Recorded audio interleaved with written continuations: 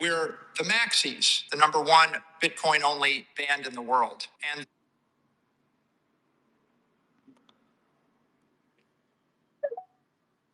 we're the Maxis, the number one Bitcoin only band in the world. And this little number is very special to us. Take it away, boys. Take me to the moon, to the bank in cyberspace. You're the only one no central wanker can debase. In other words, scarce and true. In other words, Bitcoin, I love you. Fill my heart with sats. Let me stack forevermore. You're the only asset that I dream of. I want more. In other words, hustle strong and hustle well. In other words, never sell. We came together over our shared love of BTC, good music, and our utter contempt for all shitcoiners. What a bunch of total fucking morons. I'd like to introduce Naib Bukele on the bass here, Max Kaiser on the trumpet, and Tucker Carlson on the keys. Each and every one of us is a proud Bitcoin maximalist. Fill my heart with sats. Let me do the Bitcoin cruise. You're the apex in the race. We're headed to the moon. In other words, fuck the rest. In other words, in other words, in other words, there is no second best.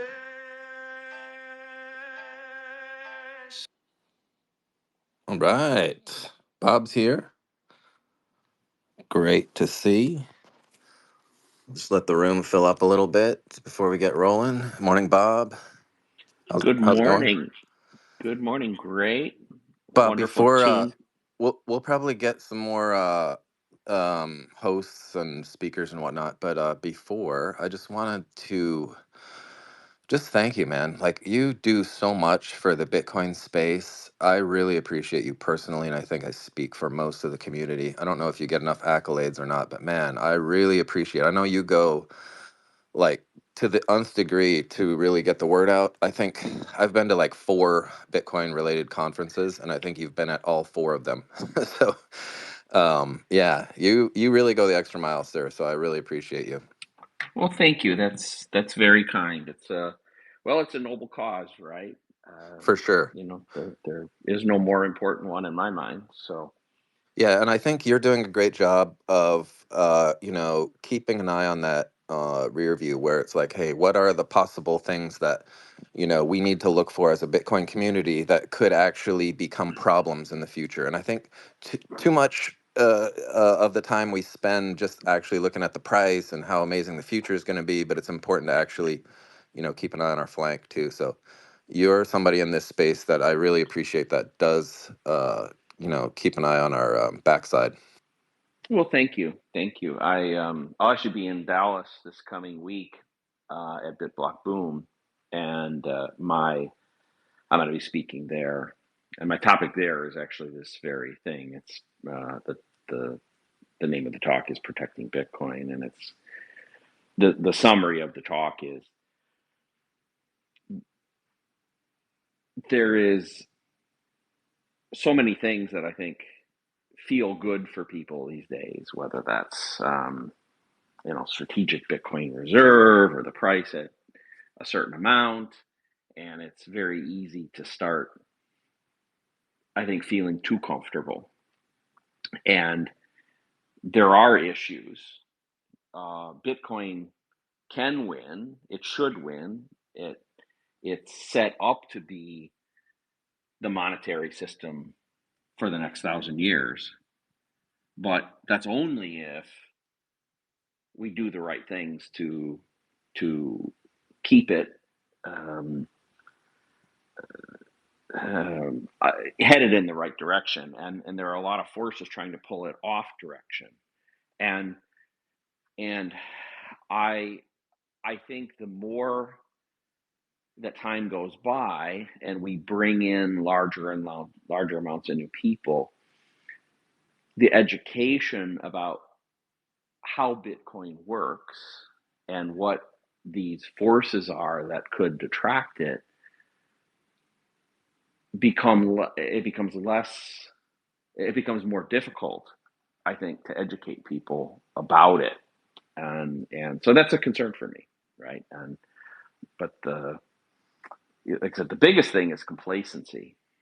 I think if you talk to anybody involved in security, whether that's digital security or physical security or defense or whatever, it's not when you're on high alert that you're at the greatest risk. You're at the greatest risk when you're at low alert, like when you're not paying attention, when you stop locking the front door because you think your neighborhood is safe, that's when you're really exposed. Yes. Hey, Bob. I think Right on. we'll go around the room and just introduce everybody that's up on the stage. We're still waiting for people to trickle in here. Usually we can get a couple hundred more people in. So before we get to the meat and potatoes of everything that Bob is going to say to us, we'll say hi to everybody. I know who just came off mute, and we'll start with you. Want to just say who you are and give us a little bit of a brief introduction of yourself? Hey there, HT here, or Hada Tarantula. I've been mining Bitcoin since 2017 and securing the network in a more decentralized manner since 2019 with going off grid. I've been mining Bitcoin off grid since then, utilizing stranded natural gas, flares, abandoned wells. We've even went as far as to build some reactor cores that can do gasification and mine Bitcoin on wood and even brown gas HHO. So, um, really like what Bob's doing with Barefoot mining and ocean, as I feel like that there's a strong need for decentralization at the pool level because guys like us are already doing it with the physical infrastructure in the field. So I'm looking forward to hear what he has to say. Awesome, man. Great to have you here. There's also a strong wind in the background where you are, and we can hear it in the mic. So, good morning to Chris. Buddy, how are you? You're still chasing all the different Bitcoin conferences around the world? Yeah, good morning. Yeah, I'm headed to Dallas and hope to see Bob there this week.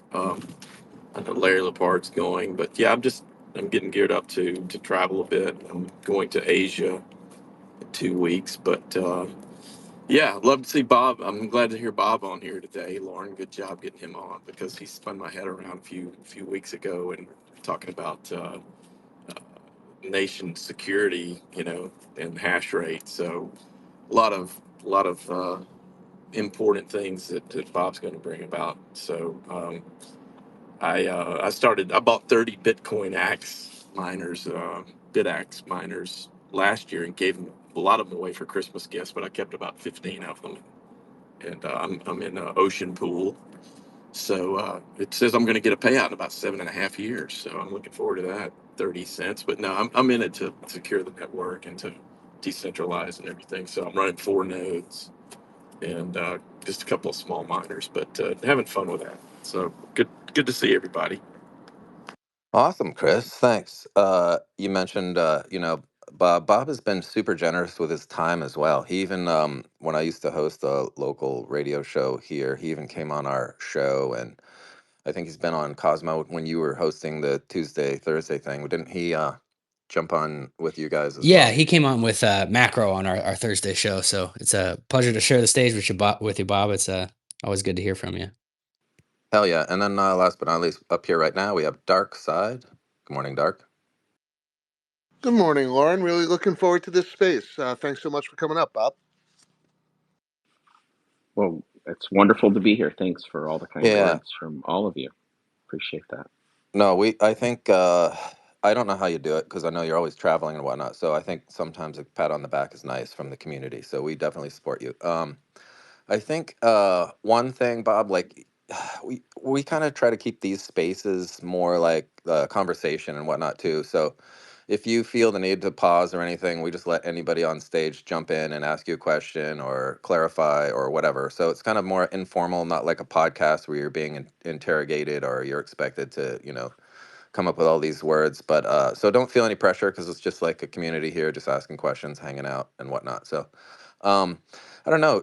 I think maybe a good place to start because I'm still thinking we're going to get some more folks in here, but maybe a good place to start is what you just talked about. But another thing I liked maybe is to set the stage as far as you talked about miners like in different sizes of them and the need to remain, I think you called them rabbits or whatnot. Do you want to just briefly go through that whole scenario of how you classify miners into different groups and whatnot, just as maybe to set the table for the next stages of the talk, which hopefully we can get into your little parts about your talk coming up at the BitBlock Bloom conference.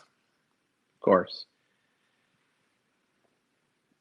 When I started in this space in 2017, the world was very different. There really were no large mining organizations or hashing organizations.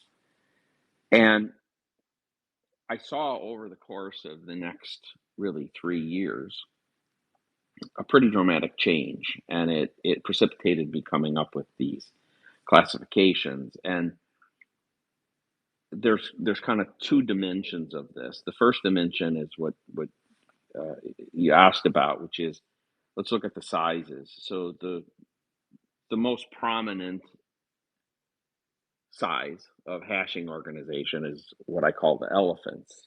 And the elephants are organizations that build monstrosities, 50 megawatts, 100 megawatts, riots trying to scale to a gigawatt at a given site.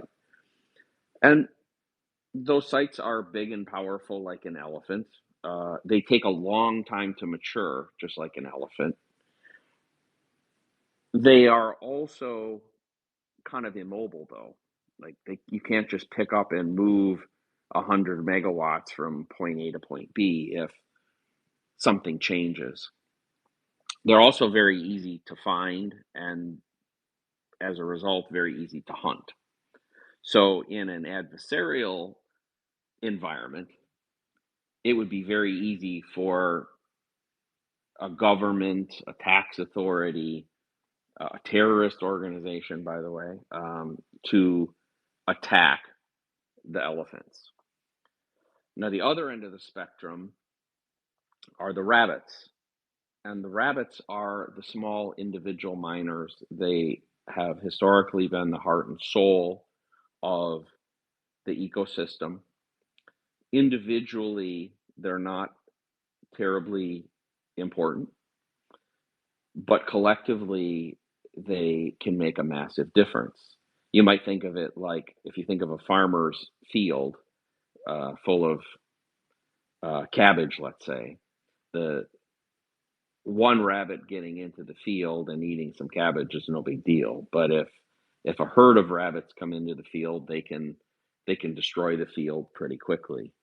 If you um, if you look at how rabbits multiply, unlike the elephants, they can proliferate very, very quickly. I think the bidax movement and the and also brains and there's an Avalon product and FutureBit, and there's several people now designing products in that space. I think it's wonderful because the opportunity for us to proliferate millions of rabbits is really important. If we get to a point where there is an attack on the rabbits, it's very hard for that attack to have any substance because while a couple rabbits might be taken out, they'll just like the farmer's field. You start trying to shoot rabbits, they'll scatter. You'll never find them all. You'll never stop them from continuing to exist and multiply. The horses are the small to medium size commercial operations. And HT, who you guys heard from earlier, who's my brother in spirit, we very much exist at in terms of how we approach mining and what we're trying to accomplish. We are the horses. We are out there doing these small to medium sized sites. They might be a few hundred kilowatts in size to several megawatts in size, but we can bring them up pretty quickly. We can move them around. If somebody's trying to hunt horses, we can scatter, and maybe not quite to the same degree that the rabbits can. Now, so those are the three sizes, and I think going forward we'll continue to see most operations fit into one of those three. There's a second dimension, though. I call it wild and captive. So wild mining is also, HT gave a great description of what he's doing with all kinds of different gas products. We're the same. We've got some stranded gas. We're doing anaerobic digestion, but it could be hydro. It could be anything. But the idea of wild mining is two things. The first is that you're producing your own energy, meaning you require nobody's permission to use that energy. And secondly, your organizational structure is such that you are not beholden to groups of people outside of the Bitcoin ethos. Now, if you're captive, it means that you are using a permission source of energy. And you'd largely think of that as on grid, although it doesn't exactly have to be, but you don't own the energy production. And even if you have a PPA or you have some sort of contract that says you have a right to a certain amount of power at a certain price, you're still subject to politicians and bureaucrats and tax authorities deciding whether or not they want to penalize you at some point. Like there's an action in Nebraska right now where the state of Nebraska is trying to impose a 2.5 cent per kilowatt hour on any Bitcoin mining or Bitcoin hashing operation. But there's a second piece of being captive, and that's largely with what comes from being a public company. If you are beholden to a group of people who evaluate you on a fiat standard instead of a Bitcoin standard, or a Wall Street standard instead of a Bitcoin standard, you're also captive in that direction. You don't have the same latitude to always do what's right for Bitcoin, that's the ethos of my company. All my companies is, do no harm to Bitcoin, right? It's kind of like the Hippocratic oath of the Bitcoin world. Very nice. Hey, if there's any buddy on stage or any listeners, please just throw your hand up and we'll work you into the conversation, work your question, or if you're trying to hash something, pun intended, over more with Bob, we really want you, like that's one of the goals that we've had in this community, is to be able to everybody just speak and ask questions and clarify, etc. So please request to come up. We'll try to work you into the space up here to ask questions. Turn it over to my co-host Cosmo.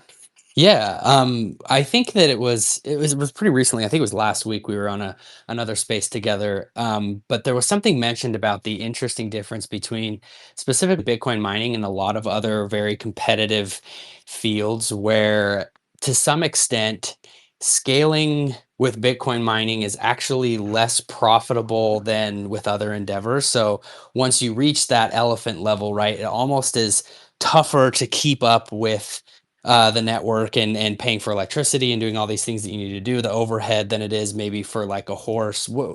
Can you do you agree with that? Do you think you could go into like how that's the case? Because I have a hard time putting that together. In my mind, it feels like, the more that you can scale, the more profitable that you will be. What are your thoughts on that? Uh, okay. Yeah, first of all, you're correct. That's a statement that I have made, that it is um, Bitcoin is not a a business where scale necessarily provides you with advantages. In fact, it can be a disadvantage. So the first is, if we think about power, you know, the cost and access to power is key to doing anything in Bitcoin. Well, if we look at the global energy situation, there's about 30,000 terawatt hours of electricity produced on uh, an annual basis. The average, the mean of all that is 15 cents. Okay. Now, in today's environment, if you're paying much more than 5 cents per kilowatt hour, you really can't sustain a commercial mining operation. So, if we look at what amount of the world's energy is available in that band, it's only about 3%. So, that means that maybe there's something on the order of 1,500 terawatt hours, something on that order of um, of electricity being produced by the mining community, and I believe, or by the world, and I believe that right now the Bitcoin mining community is using about 20% of the available energy in that space.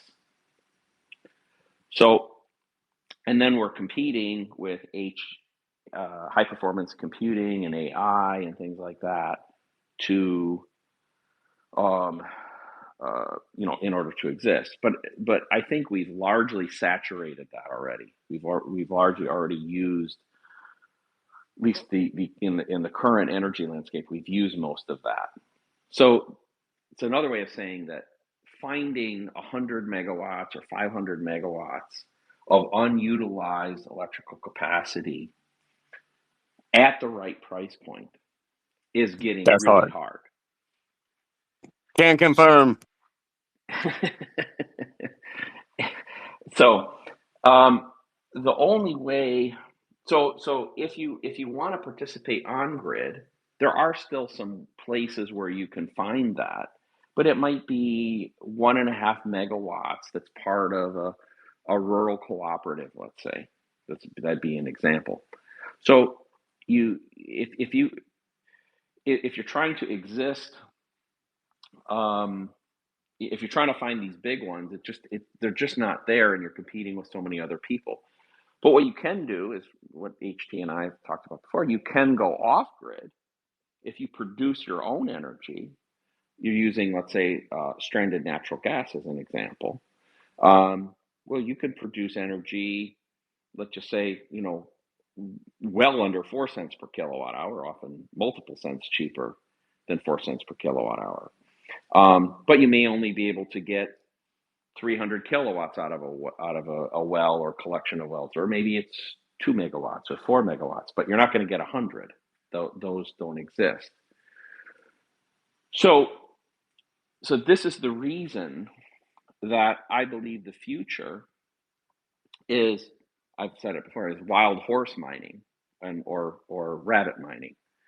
The rabbits generally are not as focused on making money. They're more ecocentric, and they may still use residential rates. I run a BitX in my house with my commercial rates in Florida just to be part of the network, at a personal level, even though we have the mining organizations. But what we're doing with my company, and again, like what HT is doing, is we're out building. We'll look at a 300 or 400 kilowatt well, and if we can get the gas for free or close to free, we'll be happy to set something up and run it. So does that answer the question? Yeah. And I think that's really interesting because I feel like there's a lot of elegance just to that system, where you think that the bigger you can build this plant or this mine that, the more you're gonna reap the rewards of the but it's cool that the Bitcoin network in terms of the mining kind of lends itself to being more decentralized, looking for all of this power. I just think there's some elegance behind that that I can't really quite put my finger on. That's really cool. Yeah, and it's great because this natural force is a decentralization force. Now that said, I know that the bigger organizations, mainly the public companies, are trying to find ways to still build these bigger ones because they they don't want to manage, like in our case at Barefoot we have like 16 different we form a different company around each kind of major site, and we're managing 16 sites, and some of them are small and some of them are medium sized, but there is some inefficiency there, but the cost of that inefficiency pales in comparison to the cost of overpaying for energy.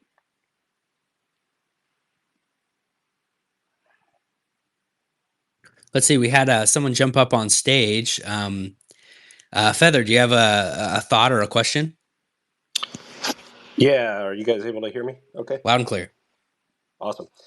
Hey, Bob, appreciate your time. I've heard you talk about kind of the in the future the scarcity of block space, and even I think you used an example of maybe like Israel or some other sovereign nation that would basically need to sink a whole bunch of resources into mining in order to get transactions through.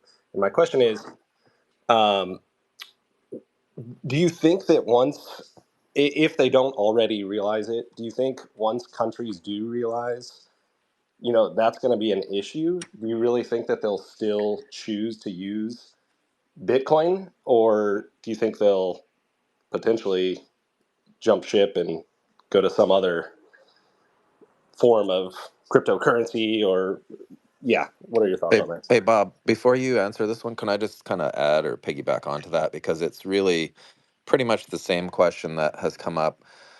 We had a space where we got deep into Jason Lowery's theory and whatnot, and it seems like that actually produces a lot of friction within the Bitcoin community because seems like there's people that love and hate that theory. But played out long term, I guess maybe working backwards is similar to what that question was, which is, if a certain entity, be it a country or whatever, is able to dictate what goes into a block, then wouldn't that render some of the Bitcoin network and the sovereignty aspect of it kind of useless? So I think that was a question. I probably didn't pose it right, but that's the end question. Maybe you could work it backwards. But yeah, I mean, that point really was like, hey, if Jason Larry's theory really works out to the nth degree and that plays out to that end, then we would see a situation like that in the future. Maybe I'm describing a 51% attack. I don't know, but anyway, I just wanted to really double tap that one because it has come up in these spaces before. So Yeah. please, sir, feel free. Okay. There are certainly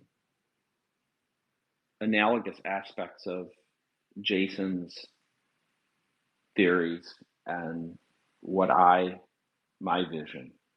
Um, but there are some differences too. And so I think one way to look at this is to flip it a little bit. So the we'll start with the Israeli example that I gave is not about Bitcoin sovereignty. It's about Israel's sovereignty. And I think there was just a little bit of a misunderstanding of what I'm saying. What I'm saying is, if right now we're seeing lots of discussion about strategic Bitcoin reserves at the nation state level. And I'm not opposed to that necessarily. If I were in charge of a country, I would probably be looking at that a little bit myself.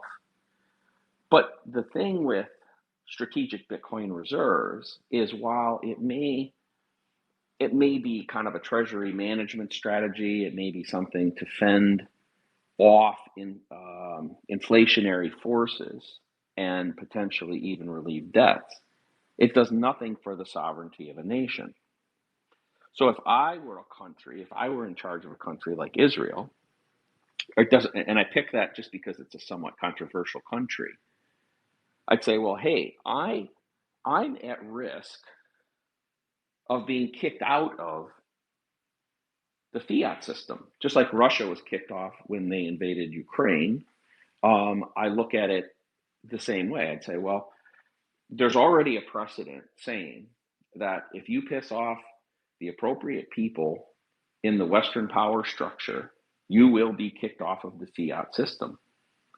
And now the sovereignty of your country, the ability of your country to do commerce with the rest of the world is in jeopardy. So the way to fight that is to say Bitcoin is the answer to that problem. And so if we take a country like Israel, which I've looked this up, is about 0.5% of the world's GDP, my recommendation to that country or any country is roughly look at what percent of the world's GDP you have and try to have control over block templates of approximately that same size. So in the case of Israel, that would be about, as I said, 1/2 and that would give them about 3 blocks per week that they would have control over. So this is a part of where Jason and I diverge a little. We're not at odds or anything. I would just say he's very focused on the hash power. I'm focused on the block template creation. Who controls the block template? Because if I'm Israel and I have, let's say, 3 blocks per week, that gives me roughly 12,000 transactions that I can control, that allows me to buy oil and buy grains and sell goods and do these other things. Both the business of the nation and the businesses of that nation and the citizens of that nation are no longer blockaded. So Bitcoin is the answer to their sovereignty. Now, it does have implications back on the Bitcoin network, and I think somebody had asked this too, and it is a little concerning. You could say, well, what if all the nations jump in and they all have a bunch of hash power and we have 50, 60, 70% of the world's block template creation being done through nation states? And I should even clarify, if I was Israel, what I would be doing is I would go, hey, I would go to everybody in the world and I would say, hey, I'm looking for people to locate hashing resources within the borders of Israel. I will give massive tax incentives. I will lock in a 2 cent per kilowatt hour rate. I'll do all those things, but the caveat is you must use the Israeli pool. I would start a pool run by the state, and that would give me that block template creation control. Now, it has implications for Bitcoin, though, too, because if Bitcoin mining and template creation is not done for the direct economics of the block reward, but done to preserve sovereignty, then that changes the game theory of the way Bitcoin works. And maybe I'll shut up. I've been talking for a little bit, but hopefully that kind of answers the question, or at least gets us started. Sorry, can I ask a quick follow-up question? Yeah, Sure. So in that world, do you see a future where the so-called rabbits, which I would consider myself one of those rabbits, seeing as I pay 41 cents for per kilowatt in California, do you see a world where the rabbits aren't able to transact at all because we just are priced out and don't have enough hash power to incentivize people to send our transactions. Well, Bob, I'm sorry, I got to interrupt. This is driving me nuts Hey, right now. hang on, Mr. Huddle. Can you just keep your hand up and then go back down, please? Just All because right, we're gonna get to you. You're next, but we're gonna let Bob have a chance all to I, right, jump in. all Thank you. right, Appreciate it. all right, all right. I, I'll answer it real quickly, and then we'll get. So the answer is it's up to us. I think that if the horses and the rabbits that I described before, which I think will be primarily ecocentric organizations, if we control 20, 30, 50, 60% of the hash rate, then you have a world in which access to the base layer is still relatively available. And I say that, by the way, because I think as Bitcoin adoption comes up, block space is going to get scarcer, even if I'm completely wrong about this nation state thing. That it will get harder and harder for people to have access to the base layer. I know that's hard for maybe people to see because blocks are almost empty right now. But anyway, that's the Yeah. answer. Go ahead. No, this is good stuff. I hope we're able to just keep ironing this out, just because I know that there's a lot of clarification that needs to take place and a lot of questions. Sorry, Mr. Huddle. Go ahead. Yeah, no problem. And you guys are talking about hash power. You guys are talking about template creation, but what no one's talking about is chip manufacturing. And if this becomes a nation state type of thing, the people that have the raw material to create the chips become the Bitcoin network superpowers. And I don't think any country right now in the world would get on a Bitcoin standard until chip manufacturing becomes more decentralized and more, like, I guess, accessible. Because right now, say Iran makes Bitcoin its legal tender currency, or it forces its citizens to use Bitcoin. I promise you that America will make that a national, like, there'll be some kind of a emergency, a national security issue, and the chip manufacturers will stop selling chips to certain companies, and it becomes a completely different game. Bitcoin works. The only way this continues to work if Bitcoin stays small enough until we could get the technology where chip manufacturing becomes, a more a thing that is more accessible to it. So like, I know everyone's talking about template creation and everyone's talking about hash rate. My biggest worry from the very beginning was always, if Bitcoin got to the point where we think it's going to get to, we really want these. And again, this is a bigger problem than just Bitcoin. Chip manufacturing for everything is centralized. It's all coming from Taiwan. The implications with China and Taiwan is going to get interesting, but it's a little more than just the template creation and hash rate. It really does come to the actual raw material of these things, and boundaries. There's two levels to that.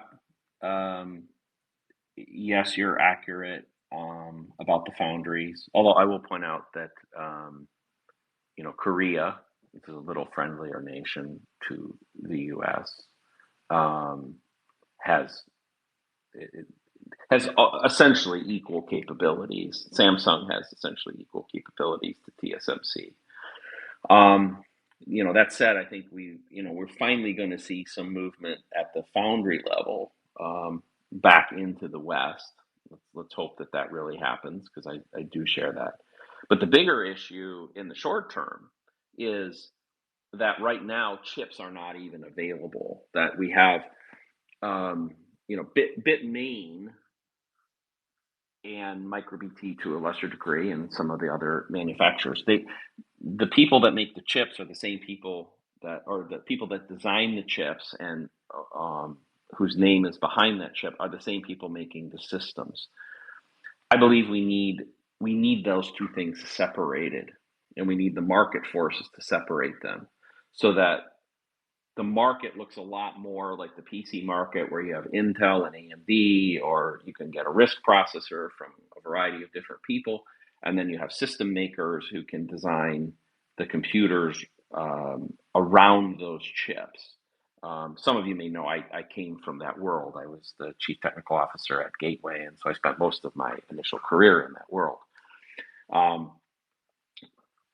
for the Bob, rabbits, but yeah, that makes sense in a world where it's all in the honeymoon stage where everything is peaceful and no one's really like looking to you know I guess there's no type of national security on the line. But say like if a rogue nation like North Korea says Bitcoin is the money we're going to use today, America or China, like there could be wars for this. I mean, like it's sure, yeah, it gets kind of crazy. I do agree with that, and I think that, but I think what we're on the cusp of, and I'll just finish the thought, is we're on the cusp of diversity in the chips. So I have a company that I'm part of outside of Barefoot Mining. It's called M5ers. It's a group of ex Samsung and Intel people that I'm part owner and advisor in this company. We are designing our own ASIC. We've been working on it for 18 months. We intend to only be a chip manufacturer and sell chips directly to the market. Blockstream, Brains has shown that they're working on a chip. So we're gonna at least in the first step is, I think, breaking the monopoly or oligopoly of Bitmain and MicroBT as the only sources of the chips, and then the second stage is moving and having foundries. But this goes well beyond Bitcoin, right? I mean, the issue of access to 3 nanometer now and 2 nanometer and 1.5 nanometer wafer production and is something that is a national security risk, well beyond Bitcoin. So, and I know TSMC, Intel is still trying to play in that game. They've struggled. I'm talking about at the high end process. So hopefully that will happen. But I think the good news is I do think there are market forces pushing Bitcoin in the right direction. Not solved today, but I think the chip concern. Bob, There's I'm at ready least a to lot. beta test your ASICs in the oil field, sir. Say that again, HT. He's ready for your I'm chip. I'm Oh, ready to receive and beta test your ASICs, sir, all day long. thank you, my man. Bob and I actually, one of the things we bonded over the first time we met is our time at Gateway Computers. You remember that, Bob? Kind of Yes, I funny. do. I do Good remember that. stuff. So just maybe a little bit of housekeeping. Please, I know a lot of people have questions because it's not every day that we get access to such a brilliant mind in the Bitcoin mining space. So please hop up and then just throw your hand up. We'll get you worked into the conversation. I know Gigi's up here and he's got a podcast with you in a couple hours, so that's kind of He cool. does. Gigi, Yeah. Gigi's a great guy. I was able to meet with him and super dude. So exciting about that. Hey, I know that sounds like chips, uh, pools, block template, and hash maybe all red flags for potential attack vectors within Bitcoin. I mean, thank God, maybe it's a good thing we didn't just go parabolic and have a move to 200, 300,000, so that we have a chance to get ready for this stuff. I think maybe AI is also competing for chips with some of these manufacturing Oh, companies and sure. whatnot as well. So a lot going on, but can we rewind a little bit to, because you were talking about the actual block template creation and that being pretty vital too, because then these folks are dictating what's actually going into each block, which could Yeah. put their stuff priority, put it first, exclude other things, that actually being a potential risk factor in the future. I know you go deep on this one because you talk about potentially the future, and you've even, I don't know where you are in the stages of this, but the possibility of having like a stock market like thing for block space in the future. But do you Yeah. want to start at the basics and just, because there's a lot of people that are kind of fuzzy on who actually dictates and how that works as far as the block template creation goes, like maybe walk us through that at a basic level, like as if I'm fifth grader or something, and then all the way Okay. through to wherever you feel comfortable ending that one. Okay. Cut me off if I'm getting off track, or I'll I'm going try, too but I long. won't promise. No promises, but I'll do my best. And then Okay. just raise your hands, folks, too. If we see a hand up, that probably means that maybe somebody wants more clarification or something, and we'll maybe if a hand comes up, we'll also pause you to see if there's a relevant question. Yeah. So, as I think most people know, Bitcoin runs on a cadence of approximately 10 minutes. So blocks are produced every 10 minutes. Those blocks have a finite size. The technical size capacity is 4 million weight units. But what that really means is a theoretical maximum of 4 megabytes of size. And typically, the way transactions are usually constructed, it means about a megabyte and a half. So when it's time for let's say a block has just, and a new block has just been won and added to the ledger, and it's time for another one. All the true miners in the world, we can define what that means in a second here, maybe. All the true miners of the world go out through their node and they look at their mempool and say, hey, let's say there's 100,000 transactions in their mempool at a given moment. What transactions do I wish to pick and create my next block candidate? And that is called block template creation. That process is creating the next block that they're going to try to mine. Now, every miner has the right to pick whichever ones they wish. They can pick none, by the way, or they can use whatever criteria they wish to pick. Now, typically, the capacity is about 4,000 transactions. So those 4,000 transactions, again, they can be completely different. One group of people might say, I'm going to take the ones with the highest fees. As you guys probably know, that's what typically happens today. But it could be, I want to pick the oldest ones. I have a list of transactions from my friends. I'm going to put those in first, and then I'll pick the most expensive ones. It can be whatever algorithm you wish. Now, if we take that number, though, the average amount that fits in a block is about 4,000, and we multiply it by the number of blocks in a year, which is 53,000, that tells us that the Bitcoin network has a capacity of approximately 200 million transactions per year. Because that 10-minute block time is not, I mean, that's inherent to the protocol, so that's not going to change. And the block size war, those of you who are new, there was really a huge battle within the Bitcoin community back in the 2017, 2018 timeframe to determine what this block size should be. That's pretty much fixed. So largely, there's not much we can do to change this 200 million. So as we move forward in time, as more and more of the world's 8 billion people and more of the world's 330 million companies move toward Bitcoin as part of their part of their financial system, part of their personal economy, that means that the battle for that space will become more and more fierce. So as I look at it, we already went through kind of the example with Israel. You know, nations will need to have a certain amount of control over that block space in order to ensure their sovereignty.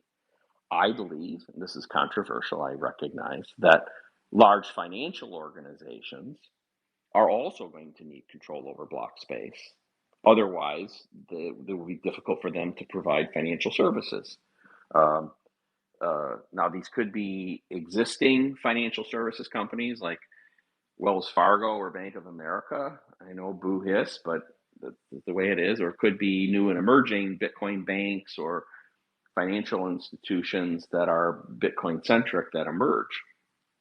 But regardless, they will all want control over a certain amount of block space to ensure that they can provide the right service levels to their customers. Um, so, is that what you were looking for, Lauren, Yeah, I or think so. Because okay? I think really what I'm personally curious about is, the things we don't look at, which are the potential, I don't know. One of the things I thought about too is, we talk about fees, but what if an entity is able to, go ahead and pay the high fees? I know we had a high fee environment when the ordinals or one of those such things were going on to the main chain, and it was screwed things up for Lightning and a lot of other things. But any entity that could afford to pay high fees could also kind of obfuscate things, probably temporarily, but nonetheless, it would kind of screw things up. So I just think that the list that we have of red flags in in the network, and I'm not saying it's a huge probability, but even if there's a 5% or less probability of something screwing things up with Bitcoin, we need to be aware of it. And we as a community need to do all we can to prevent it. Like, that's why I love you saying, like, hey, everybody, let's mine, because if, God forbid that a jurisdictional play came into being and it took out some of these giant players, whatever elephants as you call them, then we could be in trouble. So I just was trying to go through the checklist of potential, weak spots in the armor of the Bitcoin network, because ultimately, in my estimation, the Bitcoin network that really matters is the people, because Bitcoin is just, a thing for people and to better people. But we as people need to make sure that we keep that network solid, that the hardware network part of it. So any of these things, I think you're doing a great job explaining this, because I've gone through podcasts, listened to you 100,000 times and whatnot, but it becomes fuzzy, especially because I'm getting older and my memory doesn't work as well as it did. But I've had It's worse. conversations even where, yeah, where people obviously don't understand, and they don't get the importance of some of these things, or they lump two things together and think it's the same thing. So, and then I think we throw things like Jason Lowery's thesis into the mix, and then things get skewed. So it's really important to touch base with folks like you who are, super knowledgeable about these things, and then really get the Yeah. facts so we can iron them out and keep things rolling.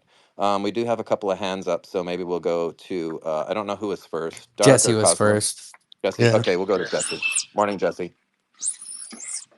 Hey, good morning. It was almost simultaneous, but I think I was a split second before you Winner. there. Hey, Bob, this is great. You're such a wealth of knowledge. I particularly loved the animal analogies with the rabbits, the horses, and the elephants. I think that's fantastic and a really strong way to describe it. And I'm sure a lot of people in the audience felt the same way as I did when I heard that. I hadn't heard you talk about that before. Um, I would consider myself a rabbit. I think a lot of people in the audience might think to themselves, hey, I want to be a rabbit. I also would argue that the rabbits are the most important because, as you mentioned, they're very hard to destroy, right? It's the most decentralized. I think the more rabbits that we can create, the better and the stronger and more resilient the Bitcoin network will become. And I think that was probably the core original goal for Satoshi. I'm sure they knew that, they probably wanted it to get into the institutions and the governments. If it's going to get mass adoption, that has to happen. However, you really need to keep the rabbits. They need to be the strongest group to kind of protect the Yep. network. As you were saying, you can sometimes feel concerned or nervous about the different implications or the weak points. And elephants, for example, it's like very easy to go and attack an elephant, right? So my question, or the topic of discussion for you and anyone else, is for rabbits. What would be the steps, like, or if you're someone who's not a rabbit yet, you want to be a rabbit, you want to get a miner, what would be your sort of like step one, step two, step three, very simple, again, like fifth grader level, to get a miner and get up and running? I recommend starting with like a bidax. Like I said, I own one. Got one running about 10 feet away from me right now. That's a device you can buy for less than $200. You are not going to make money on it. Most likely, you're going to lose money on it, but you will learn the basics of the way.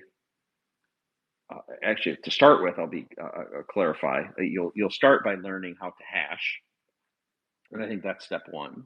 So you pick a pool. I think it was said earlier. I'm on the board of directors of Ocean. I'm one of the founding investors at Ocean. But pick a pool in the short term. I won't be too hard on anybody. Pick whatever pool you want, set it up, and just kind of watch, learn how the device works. So learn how to configure the device and get it working. Then the next stage is, and at that point you're a hasher. Okay, you are providing hash rate to the network. The actual mining. And just real quick, this is something you get on Amazon, or like where do you go to get these?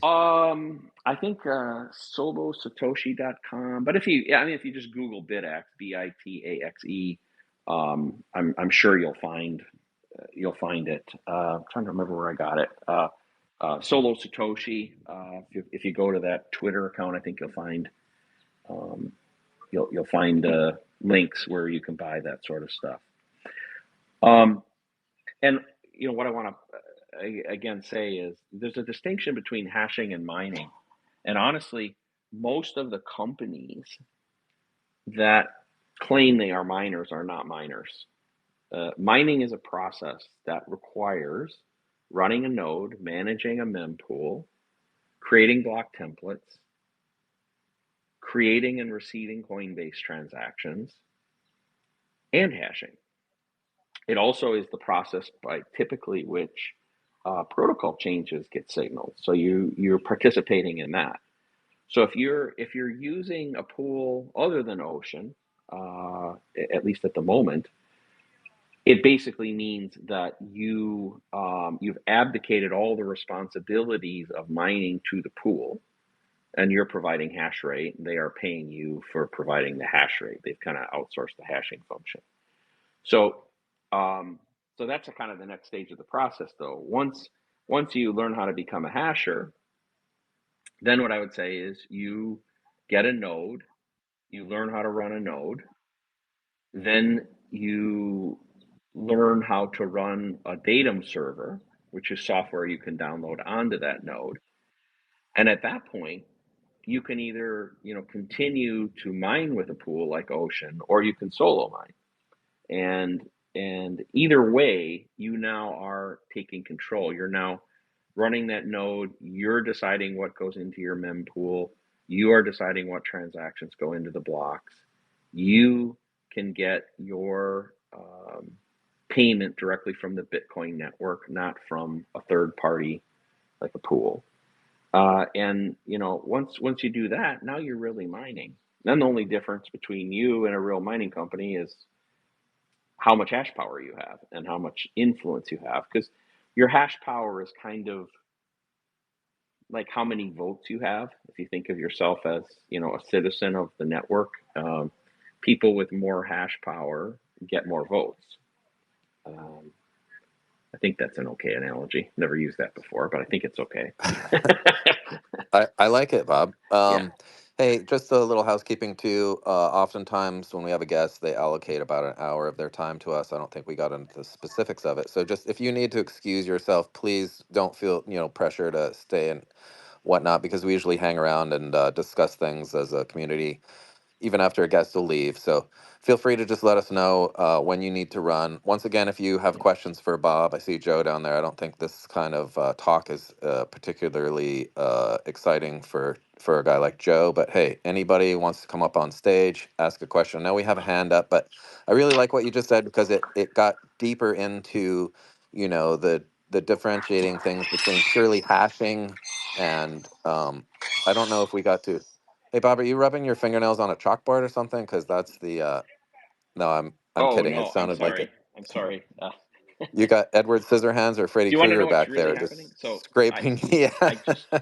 I just opened my window, so some of you wouldn't know this. I live in Naples, Florida, and Nice. in my backyard, we have a large pond, and there is a 12-foot alligator in the backyard, and Oh my gosh, are there's you a kidding? in the pond, and I wish I could show a video with you guys. There's a guy in a John boat who has um, used a snag line, and he's snagged the You've alligator, got and to he's be trying to kidding remove me. it. Oh my And gosh. so If what you I'm could get a happy, picture of It's that Florida and put Man, it up on Florida the Man mess, Live. that would be priceless. yeah, I was, Oh, that's I am, hilarious. I couldn't do it on my phone because we're on this call, so I've got my Yeah. iPad, and I started a video. So anyway, that was me Oh opening the my window so I gosh. can video this. Hey So man, kudos to you for multitasking because you're doing a great job of actually articulating Bitcoin mining to us. I still think we we have a hand up, but man, I'd love to see that, Bob.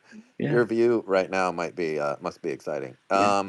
I believe we had Penny. Was it Penny, Cosmo or Dark? Do Yeah. you recall? Because I minimized. I don't see hands anymore. So Yeah. Penny, the Yeah, hi mic is guys. yours. Hey. Hi Bob, how you Hi, doing? Penny. Good to see you, or good to hear Um, from you. so originally I wanted to just ask Bob to go over the distinction between miners and I guess you might call them hash rate mercenaries, which Yes. is large institutions that have a lot of hash rate and they sell it to the highest bidder. And this kind of ties back to Lauren, your point of what are the kinks in the armor. And from my perspective, this is less a question for Bob, so maybe I should talk about this later if we want to respect Bob's time. But it's up to you, Lauren. I wanted to go over what I think is Bob, the what are you looking? large distinction. What is your time frame looking like I here? got maybe 5 to 10 minutes. Yeah, so I'll like hold off until later Sure, because sure. Yeah, Bob just and I already talked stay about. after. Yeah, stay after Bob is gone, and then I keep wanting to say hash this out, but we'll iron that out Yeah, after all right. Bob leaves. So we do have another hand, Nikolai. Oh, hey, Lauren. Um, just want to thank Bob for being available and just comment on how amazing Spaces is to just give so many people access to moments like this. And it kind of channeling what Penny just said. Maybe my question isn't like the best use of Bob's time, but I had just two questions. One about we heard about this $60 billion infrastructure bill to make chips in the states, and whether he sees any of that filtering into the the Bitcoin ecosystem. And then the second thing was a question about the M&A landscape, and is there an exit for industrial scale private miners? It seems like if you didn't hit the public markets 4 or 5 years ago, you're kind of marooned as a private company. Um, and I'd love to hear what he has to say about that.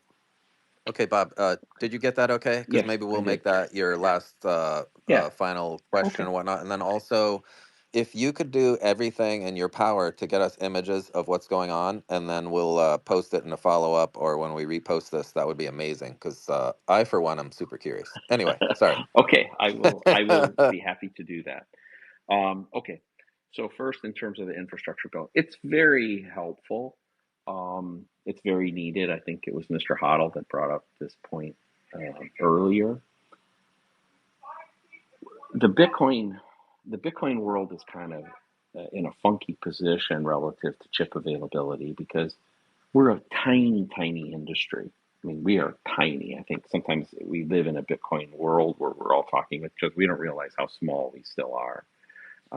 Total revenue for the entire mining industry last year was about $14 billion. So big, but not, that's really nothing.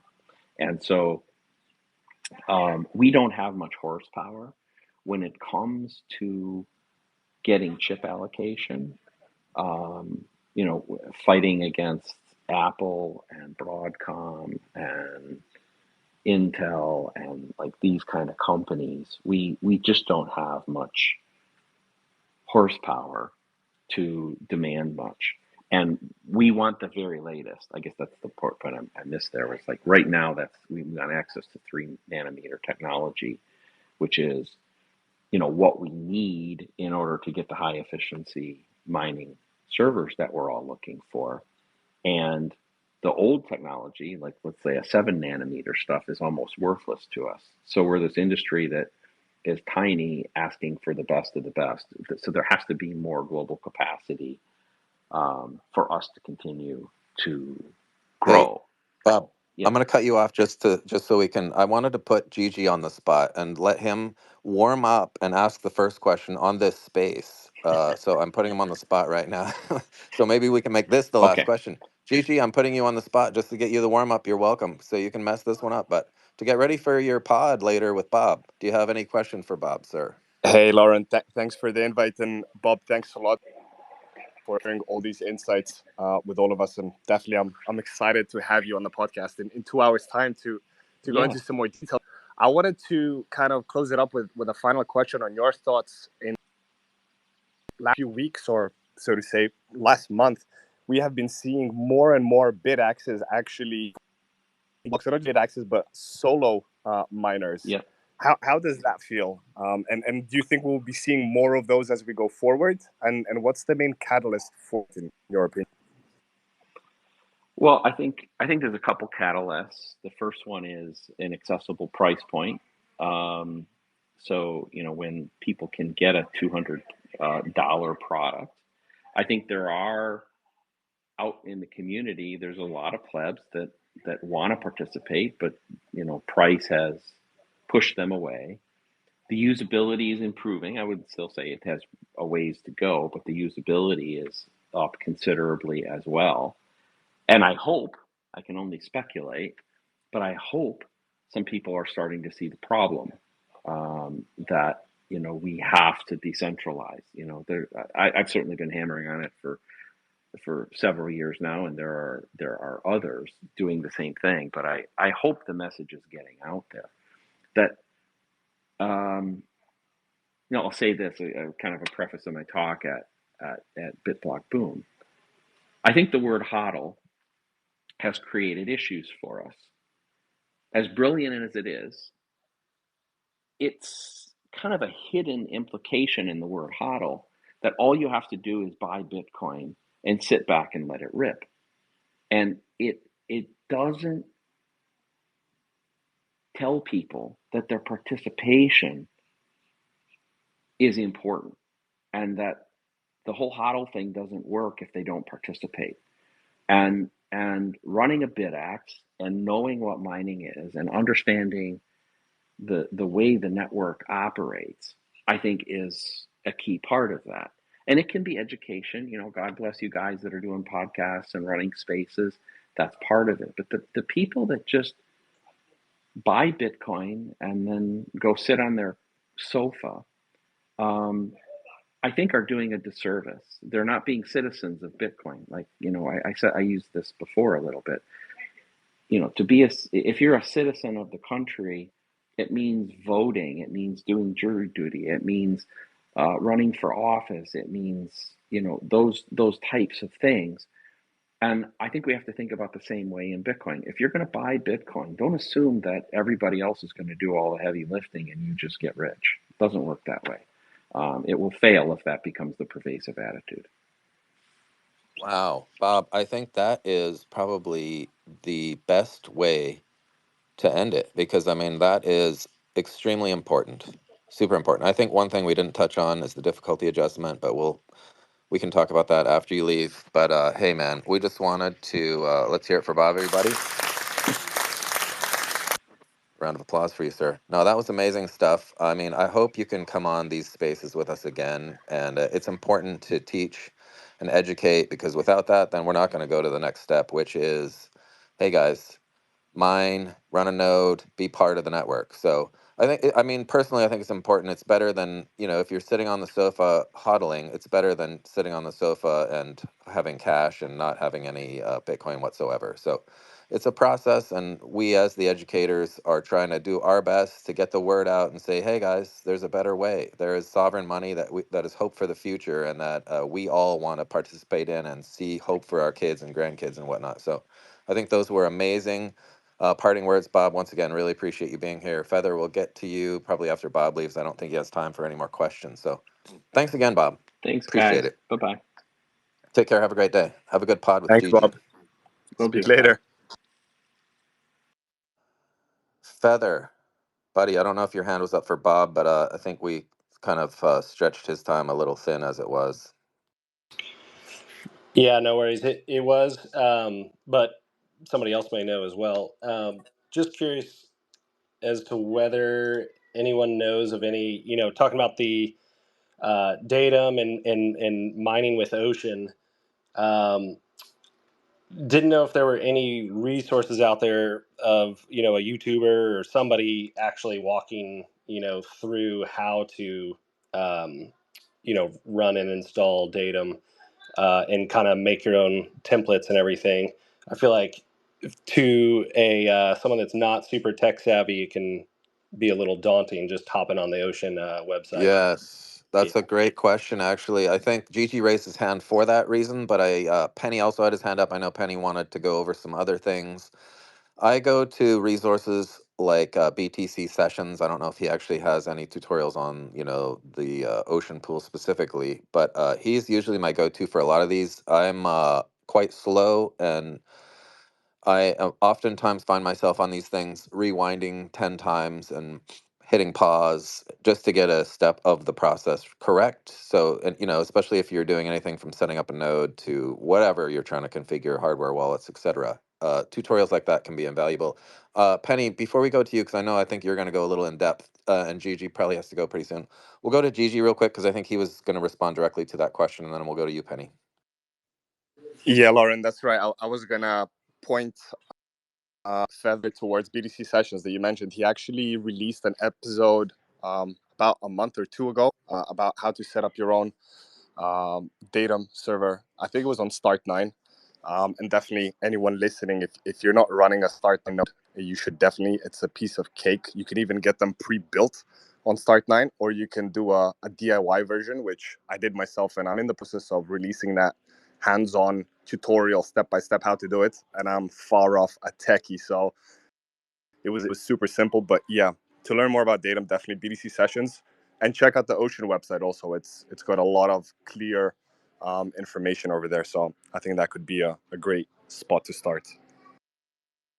Yeah, and I think somebody was actually asking about where to get hardware. I have found, being somebody who was ordering things straight to my home address in the past and been compromised by certain hacks, so that I was exposed to phishing attempts, and then also my personal address, that's my fault, was exposed. I would suggest, and how I have personally purchased hardware at conferences and whatnot directly from manufacturers. So, if at all possible, I would suggest doing it that way. If not, directly from the websites of these entities, which at some point in the future you could be exposed. Your mailing list, their mailing list could get compromised, which has happened a couple of times for sure. So just be careful. I mean, I don't want somebody showing up at my door knocking, either, three letter or, bad guy. So just be super mindful when you are doing this, because I don't know, like right now we're cool, but who knows what's going to happen in the future. So just CYA. Anyway, Penny, sorry about that, sir. Floor is yours. Yeah, no worries. So just about the distinction between a miner and a hash rate mercenary, and sort of how that opens up an attack vector, which personally I think is the biggest threat to Bitcoin, if you're talking about like percent of failures or whatever. Um, but it comes down to a 51% attack, but in a method that just causes total chaos. So if you're able to buy 51% of the hash rate, which you, in theory, currently could do by using pools. So you could start a pool and say, I'll pay you 25% more than every other pool. And in theory, if you want to believe that everyone should be able to act in their own best interest and Bitcoin should still work, this doesn't work. So if you bribe people to send you their hash rate, what you can do is you work on a fork of Bitcoin privately. So you start mining your own blocks, your own chain. It doesn't show up on the consensus network. You don't broadcast it. And let's say you mine 50 blocks, which wouldn't really be that expensive.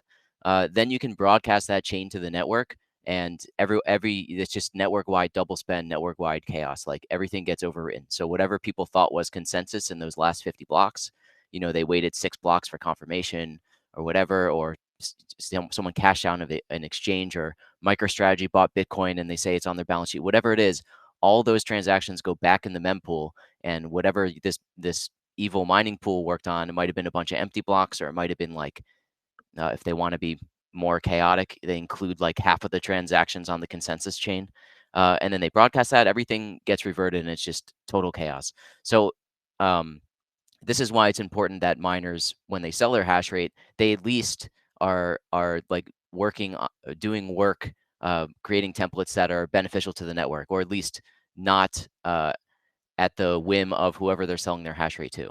So I think that's sort of a bigger issue in my mind, it's a bigger argument for why mining pool centralization is a big deal, or just why renting out your hash rate for whatever someone wants to do is bad. You can rent out your hash rate, but at least work on your own templates, or at the very least ensure that the work you're doing is useful.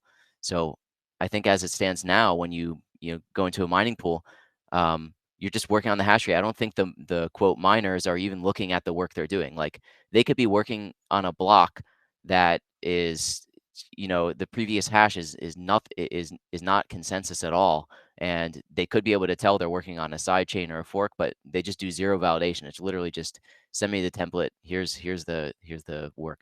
So anyway, I just wanted to point out, if I were evil and I wanted to attack Bitcoin, what I would do is start a mining pool, bribe to get 51% hash rate, make a fork for however many blocks, and then broadcast that, and just like watch the utter chaos set in. So that's why I think pool centralization is a threat.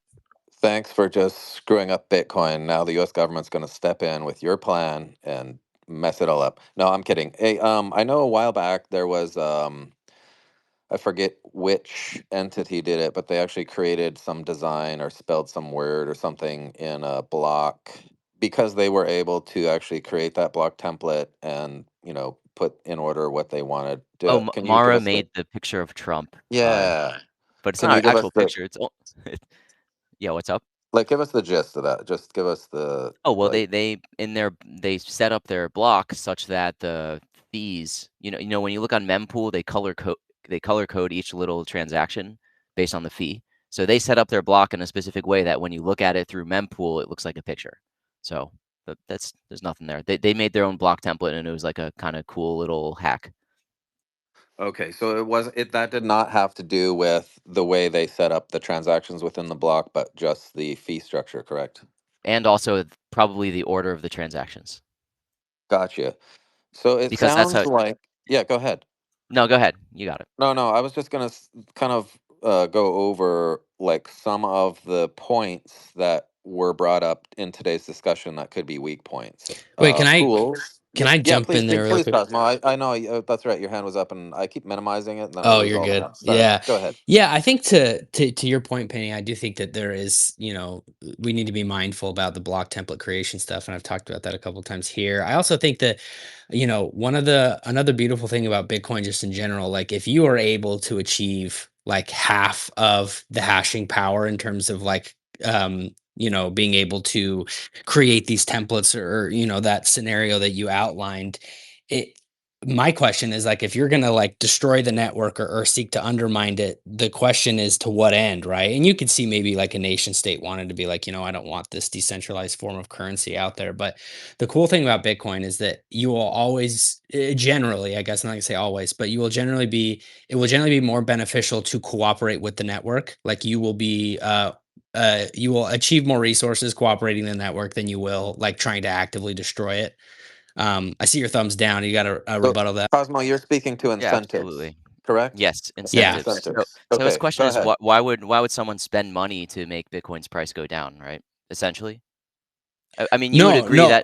you would agree that if I got 51% and I did a whole fork of 1,000 blocks, and then I broadcast it, and for 1,000 blocks, all those transactions got sent back to the mempool, and like there'd just be utter chaos.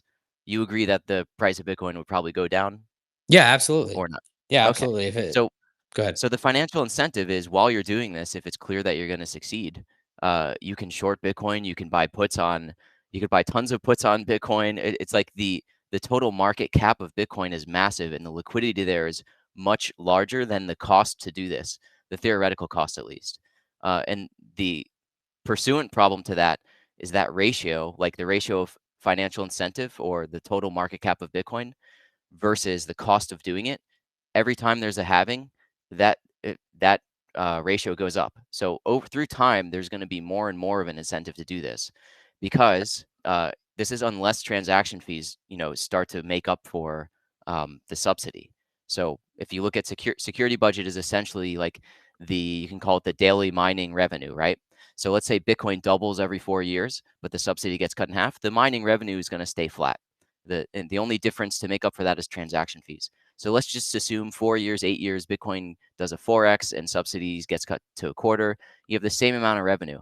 But since Bitcoin went up 4x, the market cap is 4x, and there's 4x as much money to be made by destroying it. If you think of it that way, there's ample liquidity to bet against it. So that's a longer term worry for me, is the financial incentive increases over time. And probably if Bitcoin's at that state, in order to get Hey, there, it's probably a crucial can I thing for jump in real economies. quick? Or sure, go ahead. Are you an ETH guy? No, this is just like a legacy name. Don't worry about it. Hmm. Okay. Cosmo.